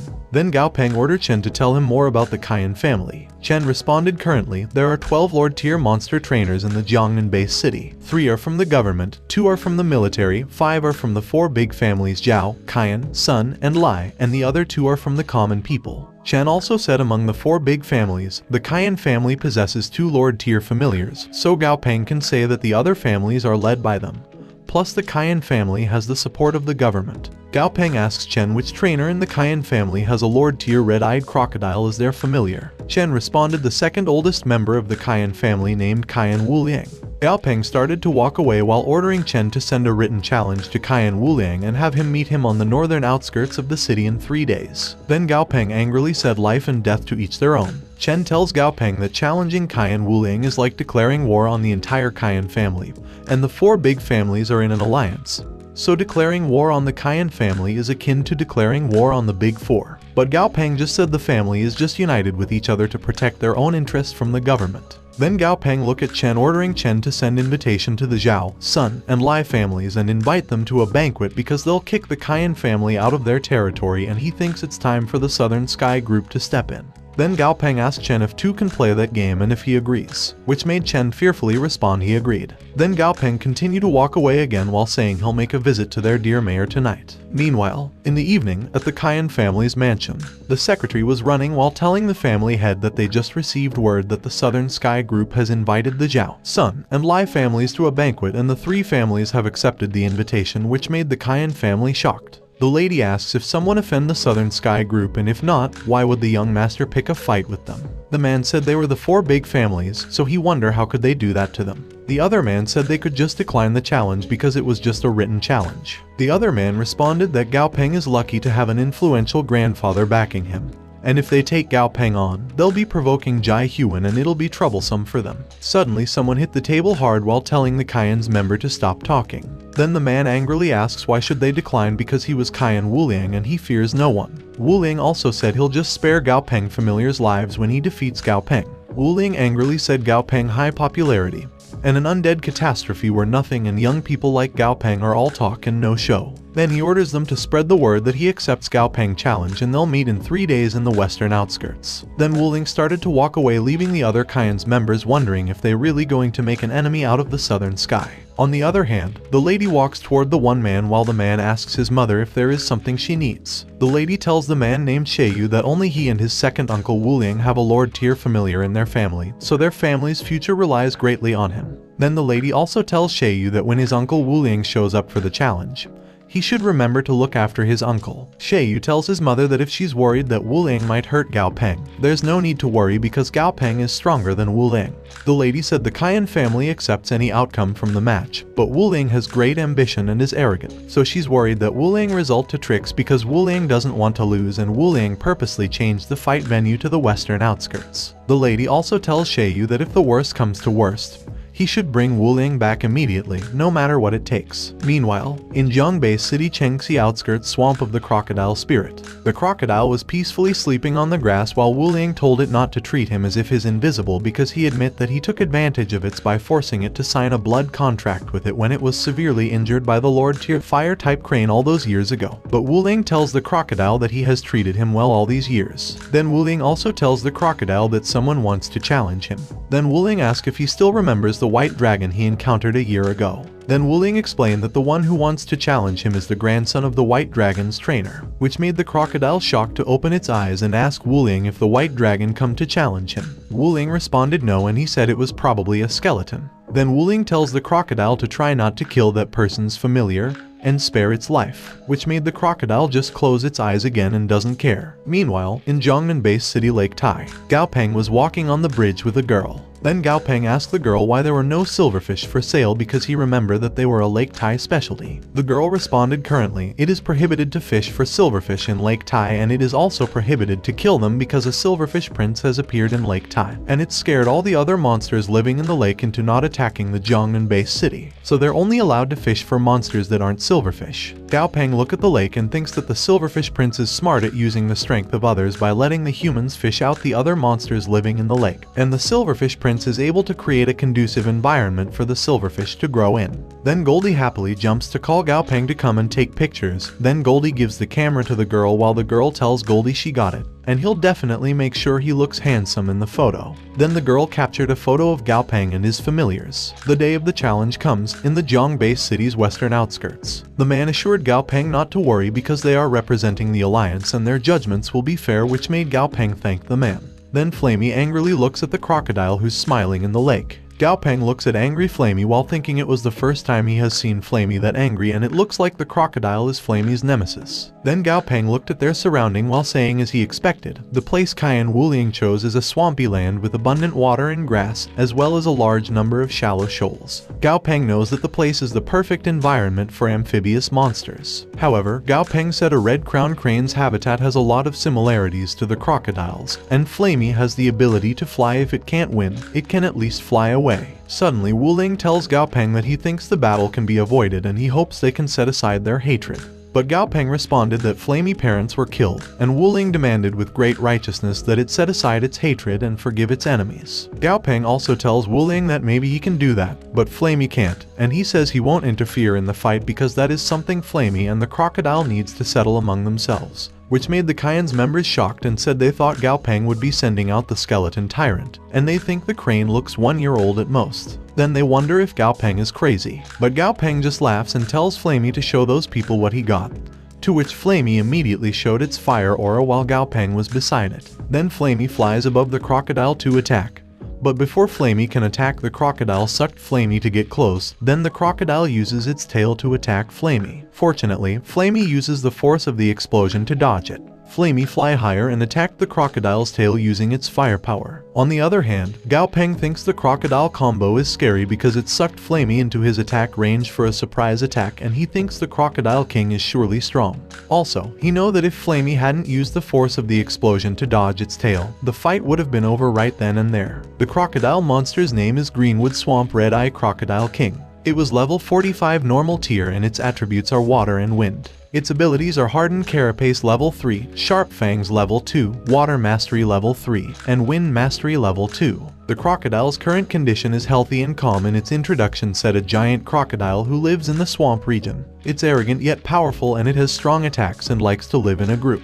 Gao Peng shouted to tell Flamey that one of the crocodile's attributes is wind, so he should be careful not to get hit with its wind attribute attacks. To which Flamey responded he understand. Wu Ling tells the crocodile that Flamey attribute is fire and it can fly, so he needs to watch out, and also. But before Wu Ling can finish his words, the crocodile said Wu Ling is noisy, which made Wu Ling stunned. Then Flamey attacked the crocodile from above, which made the crocodile tells Flamey that his attacks aren't effective and he can't continue to be on the defensive anymore. Then the crocodile swims inside the water and uses its water skill to shield itself from Flamey fire attack, which made Flamey shocked. Gao Peng worriedly thought that the crocodile used its surroundings to create an elemental barrier, and that is its home ground. Also, as he expected, the crocodile has a trump card. But Flamey angrily asks the crocodile if he thinks water can stop his flames. Then Flamey attacked the crocodile using fireballs to make a rains of fireballs, while shouting he'll scorch the crocodile's skin and dry out every drop of its water. Gao Peng said he can feel the scorching heat despite standing a few hundred meters away.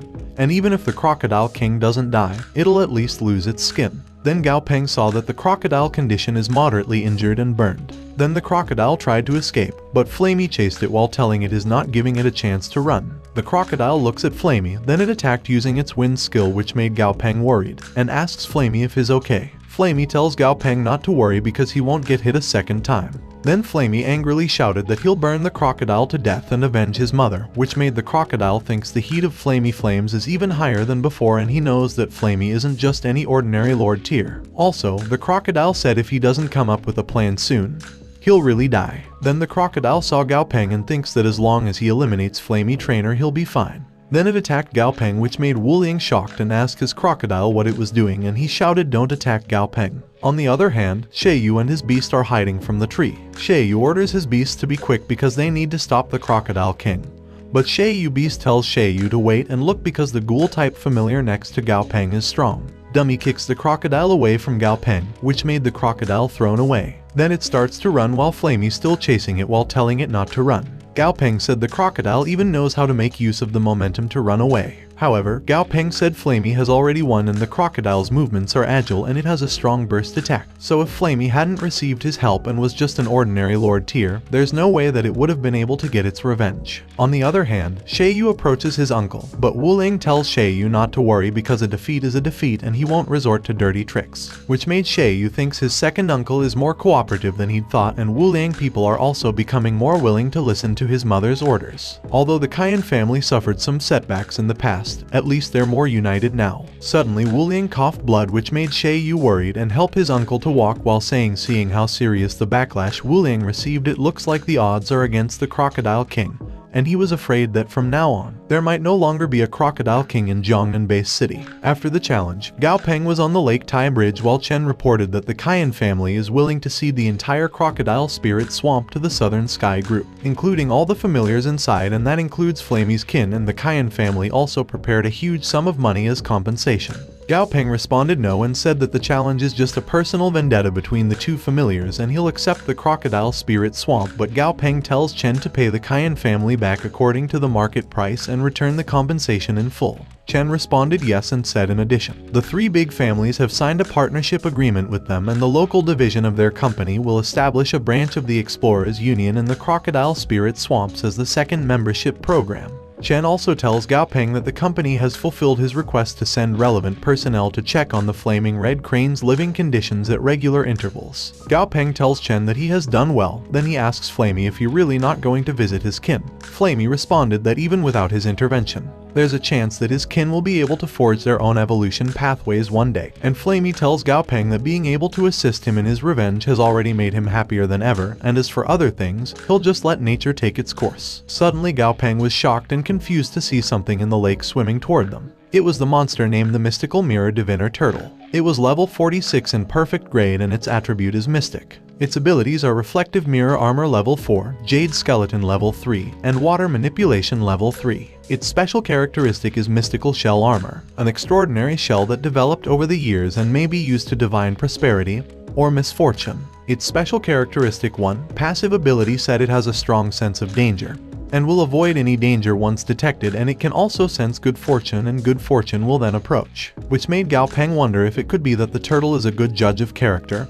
and is there to be his familiar. When the turtle was near to Gao Peng, he wondered if he should accept the turtle as his familiar or not. But then the turtle gives a material's name Ambergris Jade. It was made out of the condensation of various dragon species, and it can store the dragon's languages and information about them. When Gao Peng gets the jade, he looks at it and wonders why the turtle gives him that jade, while the turtle is returning to the lake. Gao Peng also wonders if it could be that the turtle was sent by the Silver Dragon Prince to find White Dragon. Then Gao Peng gives the jade to Chen while telling Chen to send the jade back to White Dragon and Yuzhu because he has to go on a trip to the Changping village next. To which Chen immediately agreed. Meanwhile, in the Gayoping base city outside Changping village, Xiao Zhu, Qingjai, and Xinrui with their familiars were there searching. Xiao Zhu said he thinks they were nearing Changping village, which Xinrui responded yes. Then she gets something in her bag while saying that the report stated that all the monsters inside are ghoul type, so they should rub some ghoul powder on themselves first. Then Xinrui showed a box of ghoul powder which made Xiao Zhu shocked. Xinrui tells Xiao Zhu not to be a baby and hurry up because the powder only lasts for 4 hours, and she said that it's just ashes of ghoul-type monsters, not humans. Then they started to rub the ghoul powder on themselves while Xinrui reminded them to not forget to rub some on their familiar. Suddenly Xinrui see a red grass on the ground and happily said that was blood sword grass that they can sell for up to 10 alliance credits, and if she collect all of the blood sword grass that adds up to more than 100,000 alliance credits. Then she said she's gonna be rich. While Xinrui excitedly picked up the red grass on the ground, Xiao Zhu said that the place is more dangerous than they thought, which made Qingjai ask why is the place dangerous. Then Xiao Zhu pointed to the ground and said that the whole field is littered with valuable materials, yet no one has come to pick up the materials. Then he asks Qingjai what she thinks is the reason. Then they started to walk again while Xiao Zhu tells Xinrui that the bone ash of her is pretty effective because the previous 2 teams were attacked multiple times on the stretch of road, but they were able to reach there safely. While they walking, something inside the ground felt Xiao Zhu's feet. Then a hand come out of the field and tried to grab his feet. Fortunately, Oriate punched the hand in time. Xinrui tells Xiao Zhu to be careful because they're only hiding their smell with ghoul powder, but the monster there can still sense them if they're too close. Suddenly the air in the place got heavier and someone tells them to go home continuously. Then the ghost soldiers come out underground, which made Xinrui said there are thousands of ghost soldiers, and she said Gao Peng's commission isn't easy to complete.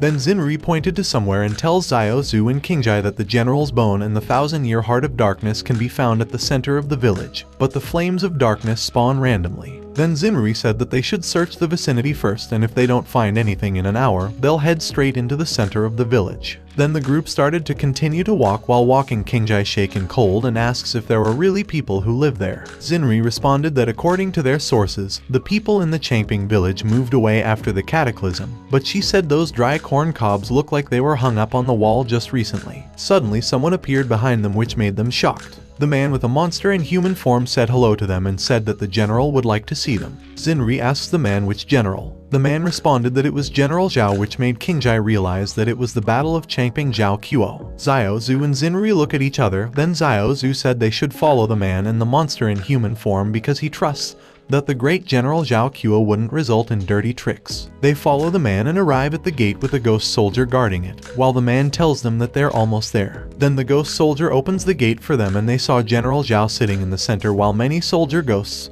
were behind him. which made Xiao Zhu think that the place is the nest of the ghost soldiers. Then Xinri introduced herself and said he greets General Zhao, which made General Zhao laugh hysterically and ask if he should take Xinri's words as an insult.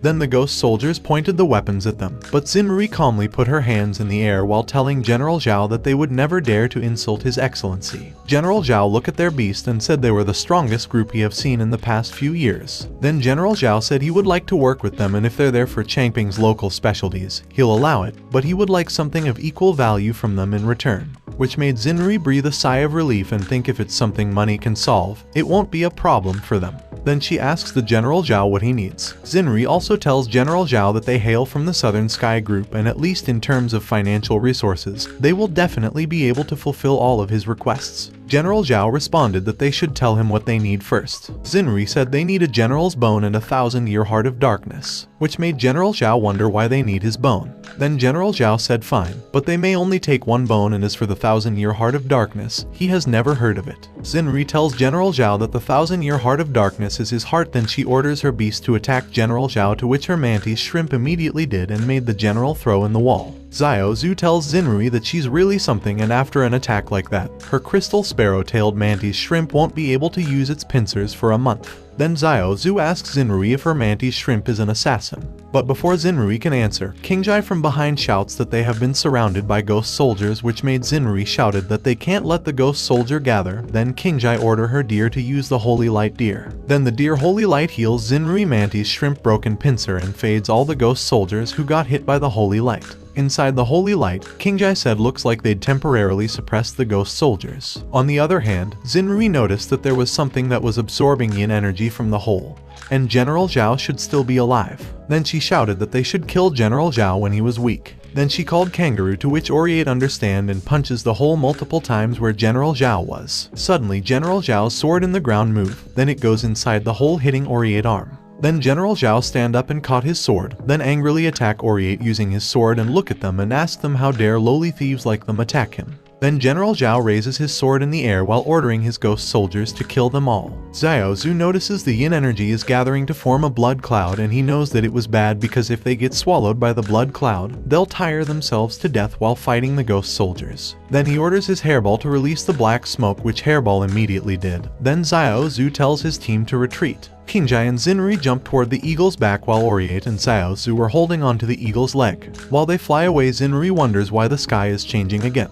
Xiao Zhu responded that the lighting is driving away the blood clouds. Then Xinri was shocked to see a white dragon. Xiao Zhu said it was Jai Huan. White used its power to make a tornado to clear the clouds. On the other hand, General Zhao confidently shouts that he'll cut White in half in one strike. Then General Zhao attacks White using its skill sword.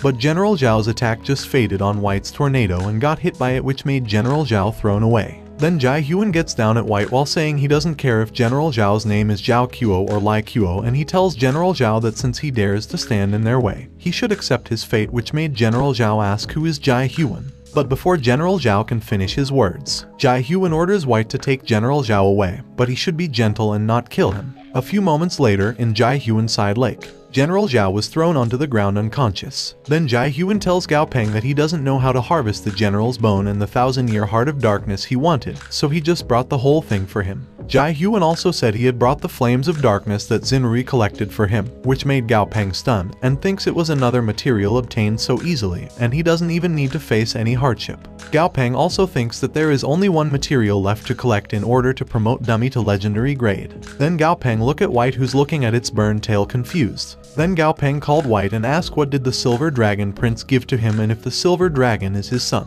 Then Gao Peng excitedly said no way, because White is so young yet it already has a son. Then Gao Peng asks White who's Silver Dragon's mom, which made White angry and wet him using the lake water. Jai Huan started to walk away while telling Gao Peng that there was something he hadn't had the chance to tell him. A spatial rift has appeared in the Baiai district and it shouldn't be too dangerous with his skill level, so that experience will be good for him. This made Gao Peng, who was drenched, wonder what's spatial rift. The next day, in the Baiai district, Gao Peng asks the military if the spatial rift is inside the building. The military responded yes, and he said the black fog weakens the most at noon and when its diffusion rate is considerably suppressed. However, at night, it envelops the entire building, completely concealing it from sight. Then the military pointed to the monsters and tells Gao Peng that those monsters are the main inhabitant of the Black Fog, and normal weapons don't work on the monsters. The monster's name is a black jacket gecko. It was level 20 in normal grade and its type is Shadow. Its skill is Power of Shadow level 1, and its description said a gecko wearing a black coat, and it capable of moving nimbly with its slender body. It also likes to eat fresh meat. Gao Peng said there shouldn't be any Lord tier monsters inside. Then he ordered Goldie to go and take a look inside the building, to which Goldie immediately followed. Then the military ordered the Team 2 to stand by, but Gao Peng tells the man that they don't need to enter because Goldie can handle the situation alone. On the other hand, Goldie attacks all the geckos that block his way, which made the geckos scream. One military man tells his comrade that he thinks it's the screams of the black jacket geckos. A few minutes later, Goldie walks out of the building while telling Gao Peng that all the monsters inside have been taken care of by the humble monk, which he means himself. Then Goldie showed the dead gecko to Gao Peng while telling Gao Peng that all the monsters inside are fish with 4 legs. Then Goldie asks Gao Peng if he can sell the corpse of the geckos for 500 alliance credits. Gao Peng responded that it was a gecko, and he also asked Goldie where did he get those Buddhist prayer beads. Then Gao Peng said all the monsters inside should be cleared out, so they'll enter first. Then they started to walk inside the building, passing geckos in the side. Then Gao Peng saw the item named Spatial Rift. It's travel between 2 entirely different worlds, which made Gao Peng wonder why a spatial rift is considered an item, and he thinks if it's an item that means he can definitely bring it back with him. He also said maybe he can capture 2 spatial rifts and place them at their home as back doors. Suddenly the spatial rift released smoke, which made Gao Peng wonders what was happening. Then a tentacle comes out of it, and the monster named Yellow Jacket Devil Octopus comes out of it. It was level 26 commander tier in normal grade, and its attribute is psychic. Its status is healthy but afraid, and its description said a monster that likes to control the minds of enemies to satisfy its convoluted heart, and finally devours its still fearful prey. Gao Peng thinks if only he knew what the yellow jacket and the black jacket stood for, and he wonders if could it be the black jacket gecko and yellow jacket devil octopus attributes are means black is shadow, and yellow is mind. Then Goldie punched the octopus in the chin while asking what was that ugly thing because it was hideous, and he said the octopus even wore a yellow jacket to imitate him, leaving Gao Peng stunned in the side. Then Gao Peng asked the military if they have explored the other side of the spatial rift. The military responded that they tried to throw an electronic device into the spatial rift, but they were unable to receive any signal. Then they experimented using monsters, but all of their monsters were killed. Gao Peng ordered Dummy to summon the Sea King Eel skeleton and let it check out the spatial rift for them, which Dummy immediately summoned the King Eel and made the military beast scared and tell it not to be scared because it's not an enemy. Then the Ghoul King Eel enters the spatial rift. Dummy tells Gao Peng that there are only a few black jacket geckos on the other side and there are no other stronger monsters. Then Dummy tells Gao Peng that he'll go inside the spatial rift and confirm. A few seconds later, Dummy, who's inside the spatial rift, tells Gao Peng that it's safe, which made Gao Peng responded okay. Then he orders Flamey, Goldie, and Dazai to follow him. Then Gao Peng peeks his head into the spatial rift while thinking that the feeling of passing through a spatial rift is peculiar, and it feels like his passing through a curtain of water. Gao Peng also notices that there's not much black fog there, so his vision isn't disrupted. Then Gao Peng looks at the wall wondering why the wall looks like a maze, while the military behind him told the other militaries inside the spatial rift to be faster and prioritize measuring data and collecting samples. Gao Peng looks at his surrounding and thinks that it was the look of a different world. Suddenly they heard a loud noise which made the militaries shocked. Then one of the militaries pointed to something and called his captain to look at it. The monster's name is Blood Jacket Labyrinth Watcher. It was level 49 Lord tier in excellent grade and its attribute is Shadow. Its skills are Power of Shadow level 3, Strong Muscle level 3, Enhanced Hearing level 3, and Super Recovery level 3. Its special characteristic is a bloody pursuit that means when its attack makes contact with a target, within 10 seconds, all Blood Jacket Labyrinth Watchers within a certain range will receive a real-time vision of the aforementioned target. The Labyrinth Watcher's weakness is light and its description said a monster unique to the desolate labyrinth in the Black Fog world. With a mischievous disposition, it likes to play tricks on travelers that get lost in the maze and will become uncharacteristically violent after suffering damage, as well as grudges. It also remembers the face of anyone who attacks it, even after 100 years. Gao Peng noticed that the Labyrinth Watcher was holding a weapon which made him wonder if that world have its own civilization. Then Flamey angrily flies toward the labyrinth while telling it not to play tricks, but Flamey just stopped by the invisible wall in the air. Then the labyrinth laughs hard, and when it looks back it was confused and shocked to saw Gao Peng telling the military to hurry up and run out of there. Then it angrily walked inside the maze which made Gao Peng said it was chasing them. Then he orders Dazai to hold it off, to which Dazai immediately made electricity balls and attacked the labyrinth using it. Goldie ran while shouting that he'll help Dazai, but Gao Peng stopped Goldie, which made Goldie confused. Gao Peng tells Goldie that if he grows in size there, he won't be able to pass through the spatial rift later. On the other hand, Dazai, who's being attacked by a big axe, was shocked and called Dummy to come and help him. Dummy arrive and use his arm to shield Dazai while telling Dazai to fall back. Then Dummy fell to the ground, then jump and kick the labyrinth leg, which made the labyrinth fall to the ground because its leg was destroyed. Then Dummy jump in the air and punch the labyrinth's head, which made the labyrinth scream in pain. Then Gao Peng asked Dummy to translate his word to tell the labyrinth his words. Gao Peng said they came there from another world through a spatial rift and they come in peace and harbored the kindest intention. He also said he didn't intend to hurt his knee and it happened because he couldn't control his strength, which Dummy translates to the labyrinth. Suddenly Gao Peng heard the noise again, which made Gao Peng shock and said that noise again.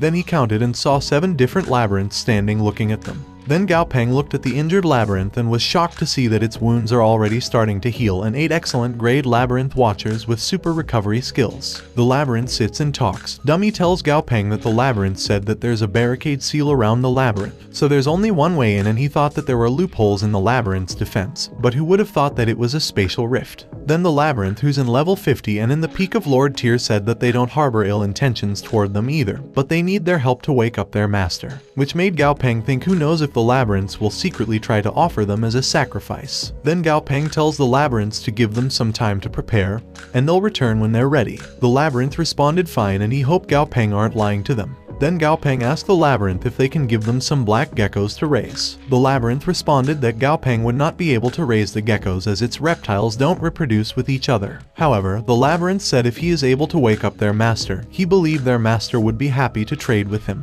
Then the labyrinth also said they, the people of the desolate labyrinth, do not hate humans, unlike many other forces in the Black Fog world, which made Gao Peng ask if there are other humans in the Black Fog world and if they're located close to the labyrinth. The labyrinth responded he haven't seen any humans in the past 70 years and those liars escaped to other worlds. Then the labyrinth started to walk away while telling Gao Peng that he may go back first and come back when he's willing to wake their master for them. Gao Peng said it seems like there once existed humans in that world, but they left a bad reputation. Gao Peng also said he wondered if the humans in that world also owned familiars, but since Dummy can communicate with the spatial rift monsters, they should have. Gao Peng thinks humans from other worlds wouldn't be a problem if there isn't a huge difference in strength, but if there is, all it would bring is war and invasion. After a few days, in the laboratory, Gao Peng was looking at Happy Flowery, who was hugging the crystals in the buckets while thinking that Flowery reached 31, and those jelly-like frozen crystal soil really does work as well as they say.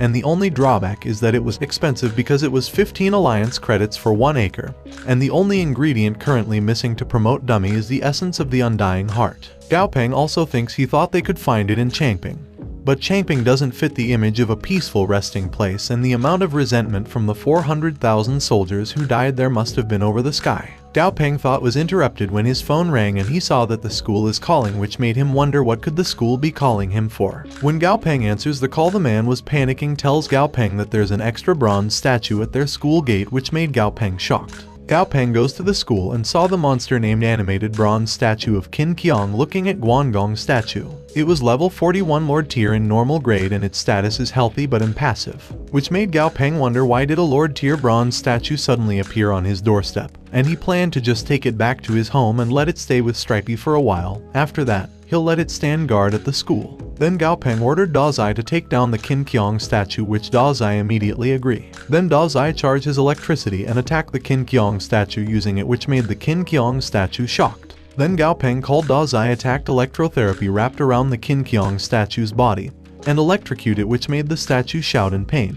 Then Gao Peng dragged the electrocuted Qin Qiang statue while happily saying the next is his turn, which made the military man and Dazai shocked. Then the man said that the Qin Qiang statue weighs thousands of kilograms and yet Gao Peng is able to drag it away with just one hand. Gao Peng looked back and said he gained 1% of Stripey's strength, and Stripey can lift way more than just a few thousand kilograms. Then Gao Peng happily apologized to the military man for scaring him, which made the military man and Dazai speechless in shock. After a few hours, in Yuzhou, in the small valley where Stripey is resting, one beast was confused to see Stripey looking at him. On the other hand, Gao Peng tells Stripey that he brought him a toy. Then Gao Peng tells Dazai to release the statue, to which Dazai immediately did and freeze the statue, which made the statue confused. Then the statue tried to attack Gao Peng, which made Gao Peng said the statue is still so energetic even after being tied up for so long. Stripey got angry and said a toy cannot be too naughty. Then it flicks the statue away from Gao Peng, which made the statue thrown into the stone, leaving Da Zai and Gao Peng worried.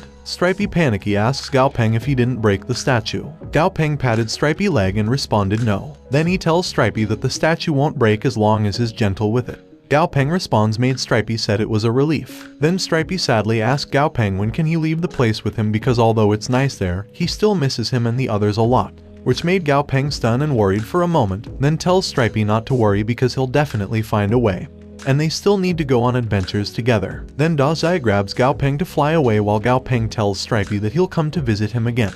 But Stripey thinks he isn't stupid and he knows that he's getting bigger. Stripey sadly asks in his thought if he'll never be able to stay by Gao Peng's side anymore. On the other hand, the Qin Qiang statue laying on the ground and crying while calling for help and explaining that he was just excited to find one of his kind, and got curious about it. Then it asked what are the people going to do to him and he said he's not curious anymore. Meanwhile, in Africa region Zambia Lusaka-based city, the man in the suit asks the other man if there's no one who can decipher the symbols on the table in front of them. The man responded that the linguists all said that those letters don't appear to be of terrestrial origin and one of them said that they seem to resemble an Atlantean language. But before the man can finish his words, the man in the suit angrily said that he doesn't care if it's an Atlantean language or not because he just wants to know what those letters mean, which made the man respond yes in fear. Then the man in the suit points to the line on the table and tells the man not to just say yes and tells him what that is. The man responded he thinks that is an unexplored city, which made the man in the suit angrily shout that the Black Badger group may not be as great as the Crimson Leopard of the Nine-Headed Lion, but what they lack is an opportunity, and he said that the completely new and unexploded city ruin is their chance. Then the man in the suit orders his people to prepare to head out, leaving the man at the table looking and wondering why the city ruin looks like a maze. Meanwhile, in the Baiai district, in front of the spatial rift, Xiao Zhu and his beast Oriate were looking at the spatial rift.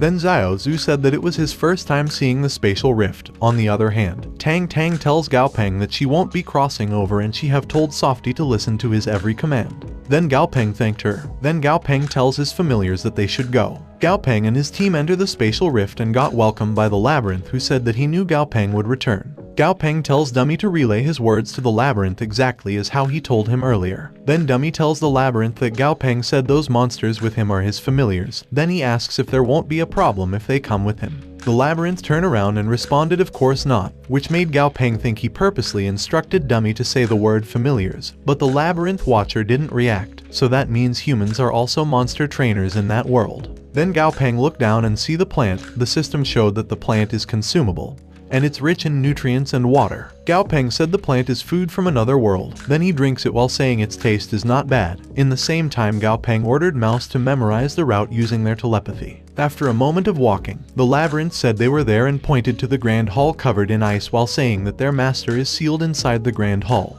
Gao Peng asks the labyrinth if he's hoping that he could wake up his master, and he said he doesn't know how to remove the seal, and it can't be as simple as burning it with fire. The labyrinth responded that their master was the one who sealed himself and the seal will be automatically removed when a monster trainer enters the hall. Gao Peng walks toward the Grand Hall while telling Goldie that he's entering with him. Inside the Grand Hall, Gao Peng and Goldie were inside Goldie's elemental barrier. Gao Peng wonders what type of ice is the Grand Hall and why is it so cold. Gao Peng also thinks if it wasn't for the elemental barrier he'd have frozen to death in just 5 minutes. Suddenly Gao Peng was shocked to see two creatures. One creature is on the ground and the other one is on the throne. The one creature in the ground sealed in the ice was material named a well-preserved blood hunter corpse, and its description said it used to be a blood hunter. However, after its death, it became a corpse, so they can do anything they want with that corpse. Which made Gao Peng think he didn't expect that the frozen dead body on the ground belonged to the blood hunter, and he wondered what the other creature lying on the throne was. Then Gao Peng looked at the other creature on the throne and saw that it was the monster named Desolate Frost Lion, who was currently sleeping. It's level 11 elite tier and legendary grade, and its attribute is ice. Its weakness is rock and its special characteristic is eternal frost, which means it provides more frost power for its control. Effect 1. Active effect is a frozen field, which means it releases the frost power within its body to form a field, and the field will be affected by its frost power, and only the ones approved by the Desolate Frost Lion are immune to the frozen field effect. Effect 2. Eternal Frost Field, which means it completely releases all the frost power from its body, causing devastating damage to certain areas in its surrounding. However, its own bloodline power will be greatly weakened, causing it to fall into a deep sleep. Also, its other special characteristics of it are inactivated. The Frost Lion introduction said a divine polar lion with devastating first power in its bloodline, and it fell into a deep slumber due to excessive exertion of power. Gao Peng remembers that the Labyrinth Watcher said that their master is a blood hunter, which is the corpse in the ground, and the little lion is probably its murderer. Gao Peng touched the blood hunter sealed ice while thinking that the Labyrinth Watchers asked him to wake up their master, but he wonder if they don't know that their master is dead. Then Gao Peng realizes that maybe the labyrinth traps them. Suddenly he heard something outside and he heard Flamey telling Gao Peng that there are so many monsters outside, which made Gao Peng panic and tell Goldie that they should go. Suddenly Gao Peng heard the little lion yawn, so he looked back while asking if the little lion is awake. The little lion stand up, but Gao Peng and Goldie ran away while Gao Peng told Goldie to ignore the little lion because they need to go outside immediately, leaving the little lion confused. When Gao Peng arrived outside the Grand Hall, he asked Xiao Zhu what was going on. Xiao Zhu responded that after Gao Peng went in, the Labyrinth Watchers suddenly attacked them, and if Dummy hadn't summoned the Sea King Eel skeleton to block the exit, the labyrinths would have killed all of them.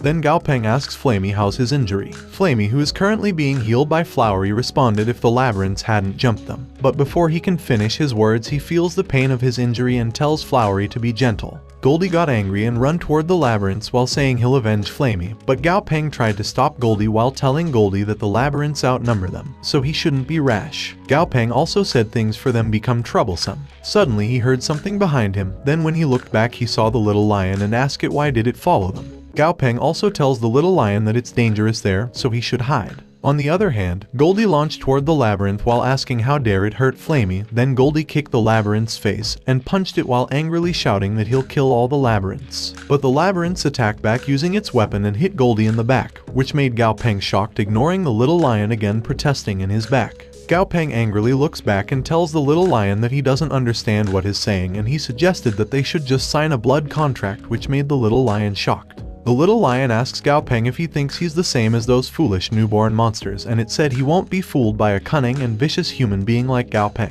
But before it can speak again, Gao Peng put his thumb finger with blood to its forehead, which made it shock. Then Gao Peng enters the little lion's consciousness while thinking that the desolate frost lion's consciousness is very big and he can feel an enormous yet weak consciousness creeping around the depths of its sea of consciousness. Gao Peng realizes that the little lion is definitely over level 11 and it's only in a weakened state after it fully unleashed its power. Gao Peng also knows that the little lion will be able to fully recover back to its original form after swallowing an ice-type treasure. Suddenly, Frost Lion tells Gao Peng that if he really wishes to sign a blood contract with him, he'll allow it. However, he will face many strong enemies. Then he asks Gao Peng if he's sure. Gao Peng asked the little lion how strong it was during its peak performance and how strong his enemies were. The little lion responded that his peak performance was only a step away from Overlord tier, and those who were strong enough to be his enemies would be at least Emperor tier. Then it tells Gao Peng that if he is scared, he can let him go and he won't blame him for being a coward because he knows it's not a burden that a young man his age should take on. Then Gao Peng responded alright and said that their contract is signed, which made the little lion shocked and asked Gao Peng if did he not understand what he said. Gao Peng responded he heard it and is not scared. Then Gao Peng tells the little lion that he thought he was strong, but now he guesses he aren't, which made the little lion angry and attacked Gao Peng while saying he can't believe Gao Peng thinks is weak and Gao Peng is too arrogant. The little lion tells Gao Peng that although he knows he owns a king tier familiar through the blood contract, he might not be able to own an emperor tier familiar for his entire life. And it said Gao Peng won a jackpot by owning an emperor tier familiar that was incredibly close to becoming an overlord tier familiar at the age of 20. But Gao Peng reminds the little lion that he's only at the elite tier right now. The little lion tells Gao Peng that he has lived for 126 years and is older than his grandfather. But Gao Peng once again reminds the lion that he's only at the elite tier right now. The lion angrily tells Gao Peng that he has killed over 10 Emperor tier monsters and he has dominated territories that span thousands of miles, so the other monsters called him the Frost Lion King, but Gao Peng just reminds it once again that it's currently only elite tier. Then Gao Peng tells the lion to stop talking nonsense and just tell him how to deal with their current situation. But the little lion responded that they should run, which made Gao Peng confused. The little lion responded that they have humongous bodies, but they were still inside the desolate labyrinth, and if they can stand a chance in combat, they fight. If not, obviously they have to run. Then the lion tells Gao Peng not to worry because the labyrinth is his and he know the way out. And he also said he built a tunnel that only monsters with small bodies would be able to go through, and those big labyrinth watchers wouldn't be able to get through.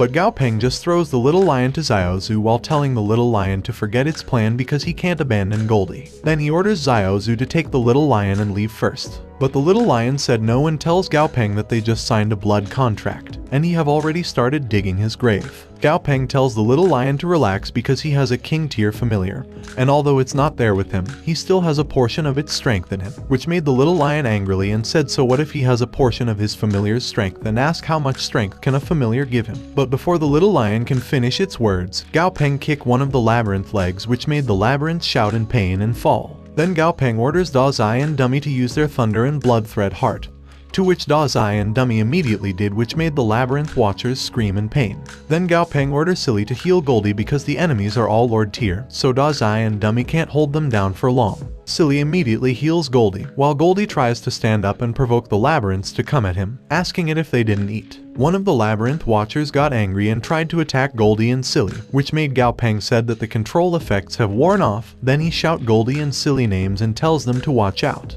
Goldie got angry and bigger, then blocks the labyrinth punch while asking it if it had its fun just now, while Silly was flying toward Gao Peng afraid. Then Goldie kicks the labyrinth and grabs its sword. Then Goldie pointed the axe at the labyrinth watchers angrily while saying it's his turn now. Then Goldie throws the axe toward the labyrinth watcher, hitting its shoulder. Then Goldie punched the other labyrinths while behind him Dummy is fighting the other labyrinths. The two labyrinths said they should take on Goldie together, but Goldie used his invincible duck punch skills, which made the labyrinths scream in pain. One of the labyrinths said Goldie is too weird and they should retreat. Goldie angrily shouted he won't let the labyrinths run after bullying his friends. But Gao Peng tells Goldie to come back because they're at disadvantage there, and only 3 of the labyrinth watchers manage to escape. Gao Peng also promises Goldie that they'll take care of those 3 labyrinth watchers after the situation there is settled. The little lion can't believe what he witnesses and said Goldie has to be at least an epic grade or not, because being an epic grade wouldn't mean that it can school so many monsters stronger than itself. Xiao Zhu asks Gao Peng how should they take care of the carcasses while thinking it killed 8 Lord tier, and if the word gets out, it will shock the whole world. After all, a Lord tier familiar is enough to protect a base city, and that also means they'll have 8 Lord tier monster core crystals and many rare materials, so that is Gao Peng's true strength. Gao Peng said someone needs to guard those corpses and Oriate isn't weak, but it can only take on 1 labyrinth watcher at a time, so it's best for him to stay there and wait for backup. Then Gao Peng asked Mouse if it still remember the way back,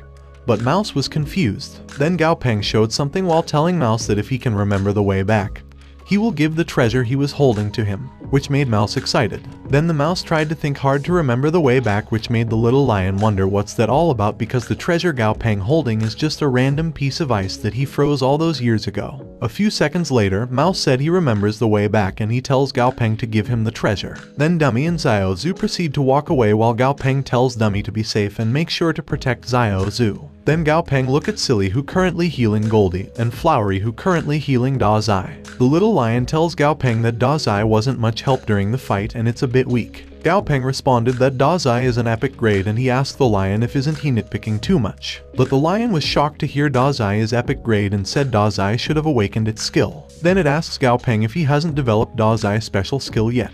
Gao Peng happily asks the lion if his saying after awakening a skill, they can continue developing it, and he said that it seems like they have a lot of information to exchange with each other, which made the lion stun in shock. A few moments later, the lion was rolling on the ground laughing hard while confirming if Gao Peng says it's now only the 4th year after the evolution of his world and the highest monster tier is just the king tier. Then the lion called Gao Peng silly and said his homeland has tons of minerals and yet is there trying to dig up dirt. Then it asks Gao Peng if he's dumb. Gao Peng asks the lion if he's saying that the special and powerful treasures will spawn around the world during the early stages of evolution. The lion responded yes and said currently, the real treasures in the Black Fog world have all been snapped up by the stronger monsters, and to find an unclaimed treasure is harder than trying to become a god. So if he wants a treasure, he'll have to fight for it or think of a way to steal it. The lion also tells Gao Peng that his world has just started to evolve, so there wouldn't be any Emperor tier monsters in 4 years' time. Then he tells Gao Peng to put 2 and 2 together and he'll be able to take all the treasures for himself. Gao Peng responded that the lion said his world is just in its 4 years of evolution, and putting aside the number of treasures that have spawned, of course, he'll try to gather all the treasures. Then the lion seriously asks Gao Peng if he knows that some treasures require time to develop, so he has to take initiative to find his treasures and place them in his house to watch them grow, which made Gao Peng confused and asked the lion when did the treasures become his treasures. But the lion just laughed and responded that the treasures belong to the strong, which made Gao Peng ask the lion if he's talking to himself, and he said to think he have the audacity to say something like that. Then Gao Peng pushed the lion, which made the lion roll on the ground crying while telling Gao Peng that he will lose his power over him one day, and he just have to wait. Gao Peng showed Stripey picture to the lion while telling the lion to stop talking about treasures and that they should talk business. Then Gao Peng asks it if there's any way to shrink a monster's body size. The lion responded that the first method is to let his familiar evolve and obtain an ability that can control its body size, but as for the details on how to awaken that ability, he's not sure either. The second method is to sign a blood contract with a high-level space-type monster and open up a portable dimension to bring his familiar along with him anywhere. It's just that his familiar is huge, so the space requirements of the portable dimension would have to be great as well. To which Dazai, Goldie, and Gao Peng looked disappointedly at confused Silly, who is currently drinking some juice. Then Gao Peng responded never mind and asked if there were any other methods. The lion responded that he remembered that there's a kind of fruit called a guy's fruit that appears in the Black Phoenix Mountain, and that fruit allows the monster to shrink up to 1,000 smaller than its original size. But it's kind of useless because once his familiar enter combat mode, the effects of the guy's fruit will wear off. Moreover, there's a black feathered sparrow there and he wouldn't go head to head with it even when he was at his peak. Gao Peng asks if the Black Phoenix Mountain is far from the labyrinth place. The lion responded that it was only around 5,000 kilometers and back then,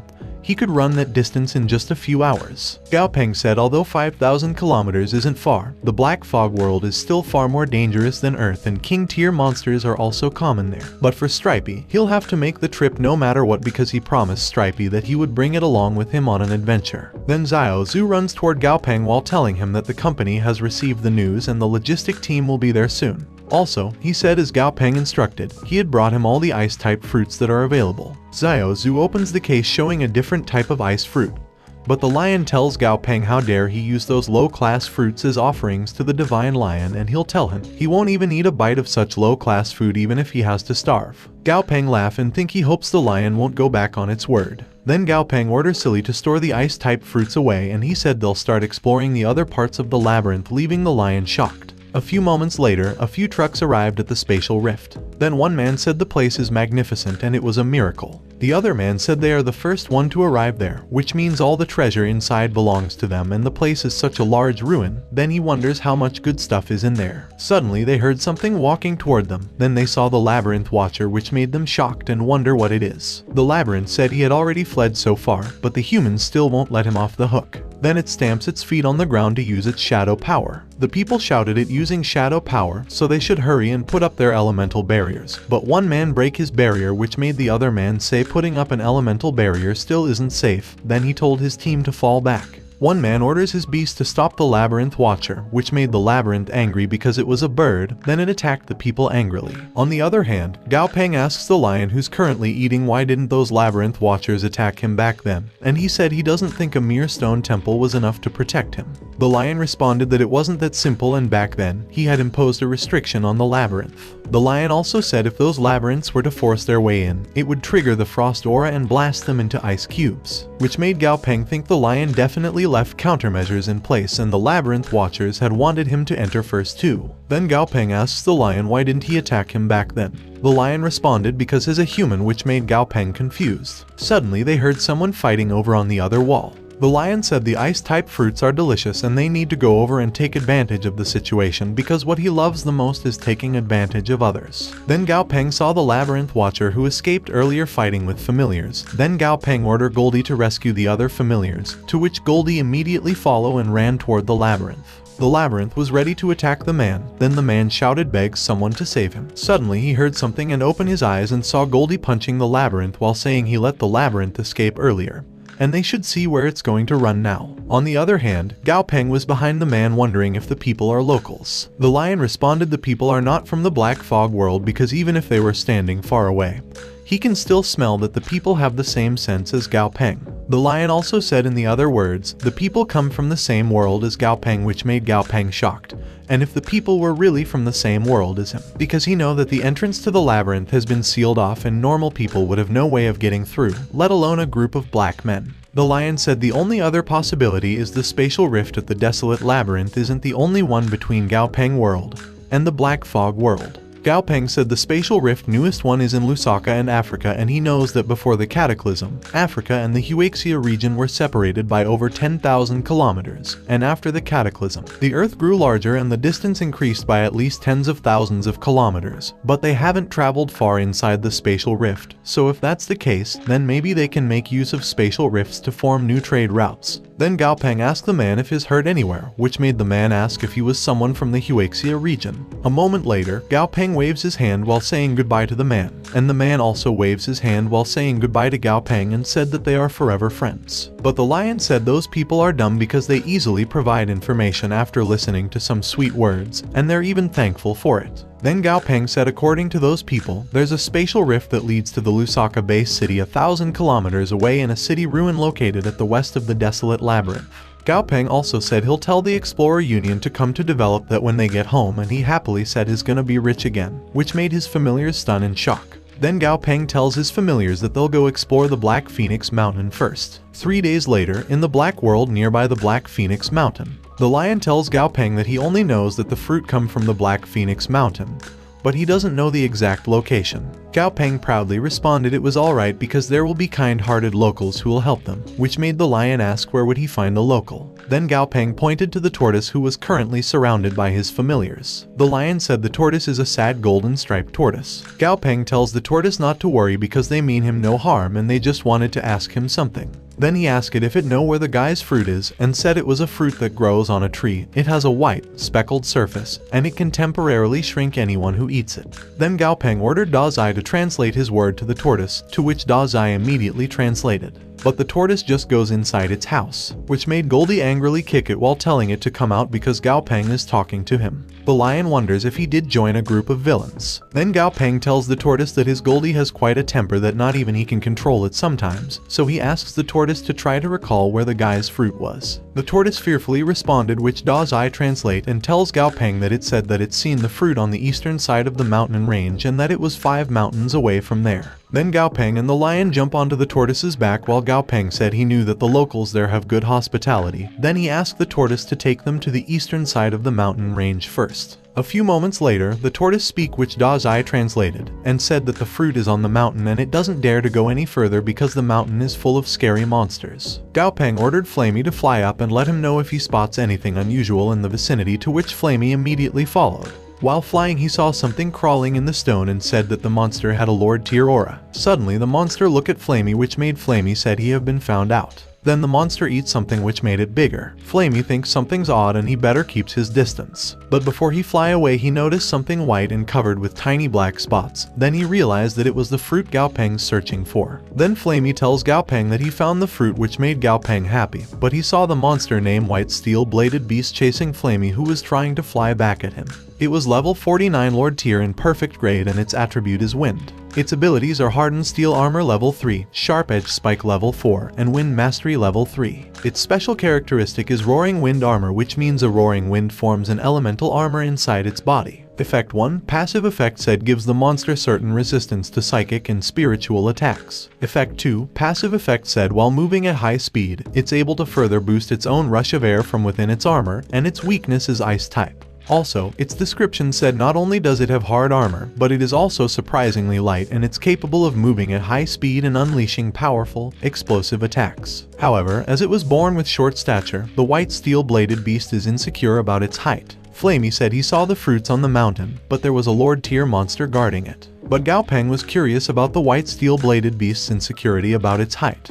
Then Gao Peng looked at Da Zai while saying at least the beast has 7 to 8 meters high and it's still feeling insecure when it has that kind of height. Then he asks what about their Da Zai then, which made Da Zai confused. Then Gao Peng said the beast monster isn't one to be provoked, but he has to get his hands on a guy's fruit no matter what because that is his promise to Stripey. Then he orders Da Zai to attack Goldie with his lightning, which Da Zai followed and hit the confused Goldie. On the other hand, the beast flies toward Flamey while angrily saying that he hates all the monsters that are higher than him. Then the beast attacked Flamey using its wind skill. Fortunately, Flamey used his blazing feathers in time to block the beast's attack, but Flamey still got caught in explosion and fall to the sky, which made Gao Peng tell his familiars to be quick and help Flamey. The lion said that the beast has incredible explosive power and he have once seen it take out other monsters of the same level in a single shot. Then Gao Peng tells his familiars to remember to protect their vital points. Goldie tells Dummy and Silly to go save Flamey and he'll take care of the ugly insect. Then Goldie attacks the beast, but the beast uses its Storm Cross kill skill to attack Goldie, which made Goldie throw on the ground.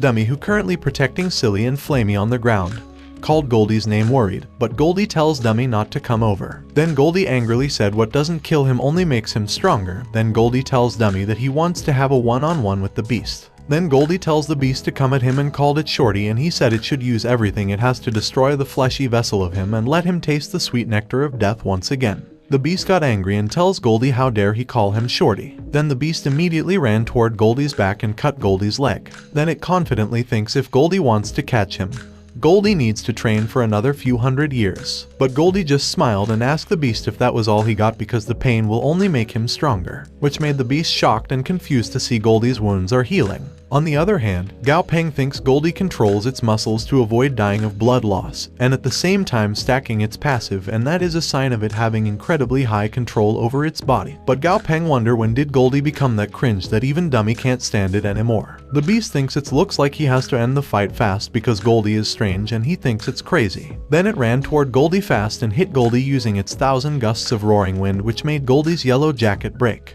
But when the beast looked back, it was shocked and confused to see Goldie heavily injured but got bigger. The beast asks why Goldie becoming bigger, but Goldie just praised the beast for its spirit. Then Goldie once again provokes the beast to come at him with everything it got. The beast got angry and ran fast toward Goldie while saying since Goldie wants to die, he'll fulfill its wish. But Goldie uses one of his skill which made him see the beast move slowly. Then he caught the beast. Then Goldie crushed the beast using his hand while telling it so what if he injured him badly because once he gets caught he is nothing, which made Gao Peng relieved and said it was a frightening battle, and if Goldie hadn't already stacked its passive before fighting the beast, Goldie would have probably been knocked out with one hit. Then Gao Peng tells Flowery to go on and heal Goldie, to which Flowery followed and used its petals to heal Goldie. Goldie happily said that Flowery healing power is feel nice. After healing Goldie, Flowery cried while saying she was all used up and ugly now. Then Dummy put an leaf on Flowery head which made it confused.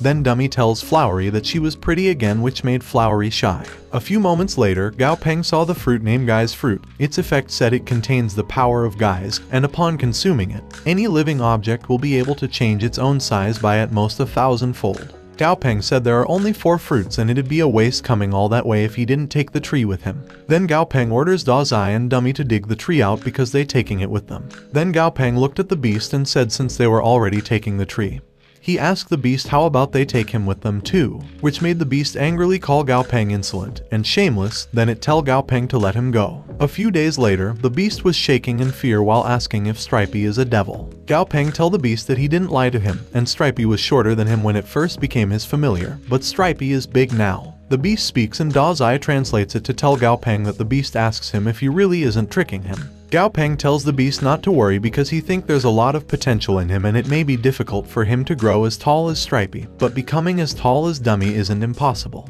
While Gao Peng kicked Da Zai, which made Da Zai confused and angrily asked Gao Peng why did he kick him. Gao Peng tells Da Zai that he's trying to persuade the beast and he doesn't want him to agitate it, so he tells Da Zai to be good and he'll give him 5 packs of dried mealworms later. But Da Zai demanded that he want 1 box of dried mealworms. On the other hand, the beast thinks although he was beaten by Gao Peng familiar, he should have a way to make him bigger, but if he agrees immediately, he wonders if wouldn't he look like easy to fool. Then the beast speaks, which Da Zai translates and tells Gao Peng that it agrees to the contract, but it says if Gao Peng can't make it bigger, it won't listen to his commands even if the contract is signed. Gao Peng responded that it was not a problem. Then Gao Peng showed the fruit to Stripey while confirming if Stripey didn't always say he wanted to go on adventures with them. Then Gao Peng tells Stripey that he can become smaller once he eats the fruit, but Stripey sadly responded that if he becomes smaller, he can't protect Gao Peng. Gao Peng tells Stripey not to worry about it and that it's just that he can't go around fighting other monsters after eating the fruit or else the effect will wear off, to which Stripey excitedly said he'll never fight. Then Flamey dropped the fruit inside Stripey's mouth. Then Stripey slowly becomes smaller, which made Gao Peng think although Stripey's still very tall, at least he'll be able to bring Stripey outside with him and those tangerine trees in Stripey's head are still alive. Then Gao Peng look at Goldie, who's telling the beast that he isn't bad. Then Goldie tells the beast that they should train together when they get back. Da Zai also asks the beast if it can stand it, which made the beast angry and tells Goldie that he's not scared of him and that he was just careless last time. Gao Peng thinks his familiars that the number has exceeded double digits, and the lineup is beginning to take shape, so they can attack, defend, and heal, and now, even the only remaining story coming, assassination, is also filled. Jai Huan tells Gao Peng that his familiars team's not bad, which made Gao Peng happy. Then White drops axes on the ground while Jai Huan tells Gao Peng that he brought some equipment for Goldie, but Gao Peng wonder why are those axes so familiar to him. Jai Huan responded that the axes are the Labyrinth Watcher's arms that he brought back, and he thought they looked nice, so he instructed the laboratory to take the axes down and make some modifications. Goldie grabs the axe and swings it, then Goldie asks White if there are any heavier axes because the axes are too light, which made White stun. Then Gao Peng tells Goldie to stop watching so many journeys to the west. Goldie grabs the axes and puts them on his back disappointed. Then Gao Peng tells his grandfather that he encountered monster trainers from the Lusaka base city, Africa outside the desolate labyrinth, and they told him that Lusaka's spatial rift is located 1,000 kilometers west of the desolate labyrinth. Jai Huan asks if it's really only 1,000 kilometers and if anyone else knows about it. Gao Peng responded that only the people he saved should know, and one party is Lusaka's high-ranking officials, and the other party is the Black Badger Group's high-ranking members. Gao Peng also said he has already agreed to have a business partnership with both parties. Jai Huan said alright and tells Gao Peng not to worry about that matter anymore and that he can just focus on the important things. Then Jai Huan asked Gao Peng if he's heading out after he got back and if he have prepared everything already. Gao Peng responded yes and said they'll be traveling further and they'll head to St. Jelum City first because that's where the essence of the Undying Hedi would most probably be. Gao Peng also said that all left for Dummy's promotion to mythical grade is the essence of the Undying Heart, and he'll have peace of mind once he gets it.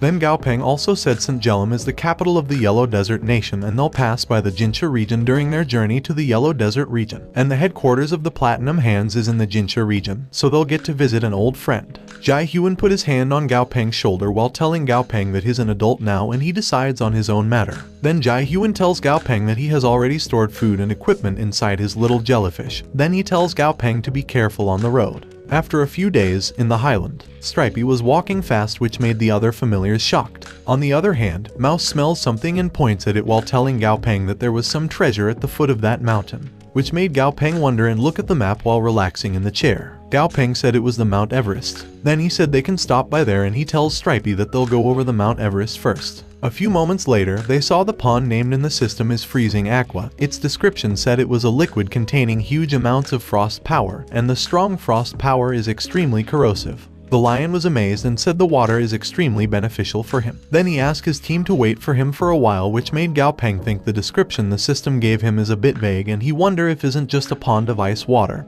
and why it's considered a treasure. Then the lion dives into the pond and rises up happily while its monster level increased to level 41 Lord tier, which made Gao Peng shocked and confused about how the lion managed to break through just like that and if the pond is really a treasure. Then Gao Peng saw the lion going out of the pond, which made him ask it why did it stop absorbing. The lion responded he have broken through to Lord tier so that cold water will have little effect on him and that he need to find a more concentrated freezing aqua. Gao Peng asks the lion if it can level up just with ice water. The lion responded that it was definitely not the case for normal monsters and that is only useful for monsters with advanced bloodlines. Also, that won't work on his other familiars either because that is only for rapid recovery of strength. Since he was once at Emperor tier, he has a foundation. Gao Peng said alright, but he also said he still have one last question because he just want to know why are the lions still so small after reaching Lord tier. The lion said Gao Peng is shallow-minded and he responded a little body harbors a great soul. Then Gao Peng look at the ice mountain while saying they'll reach the Yellow Desert region once they go past that mountain. With so many Lord tier familiars with him and King tier Stripey, he can reach greater lengths than before. Then Gao Peng angrily walks away while telling Platinum Hands that they'll be meeting very soon. A few days later, in the Golden Sand Desert, Gao Peng, who's looking at the map, said the map clearly shows that there's a town nearby and he thinks coming to places that are located far from the base city is troublesome because he can't even use a GPS there. Flamey tells Gao Peng that there are houses ahead of them, which made Gao Peng said finally, but he was confused to see the monsters named white-spotted herbivorous monkeys and herd. The monkeys' grades are normal to excellent and their level is 5 to 19. The monkey's attribute is water and its description says it is a type of monster that likes to imitate humans and its favorite thing to do is wear human clothes. clothes. It also possesses an average IQ and is active and full of energy. Gao Peng wonders why a herd of monkeys likes to wear clothes, and he thinks the monkeys running away very fast because they're probably spooked by Stripey's aura. Then Gao Peng wonders if someone raising those monkeys. Then Gao Peng knocked on one of the house doors while asking if there was anyone home. Someone behind the door responded no, which made Gao Peng speechless for a second. Then Gao Peng said it looked like there was no one home and thanked someone inside the door. That something behind the door responded welcome. Then the beast destroyed the door while Gao Peng said he wondered how could a human say something so stupid, but it turns out it was just a dumb monkey. The monkey monster's name is white-furred carnivorous monkey, a fat species. It's level 25 commander tier in perfect grade and its attribute is ice. Its weakness is low mobility due to its fatness, and its description said it's a rare breed of the white-spotted herbivorous monkey family, and every carnivorous monkey is born to be the leader of a group of herbivorous monkeys. Also, white-furred carnivorous monkeys are more ferocious and aggressive than gentle white-spotted herbivorous monkeys.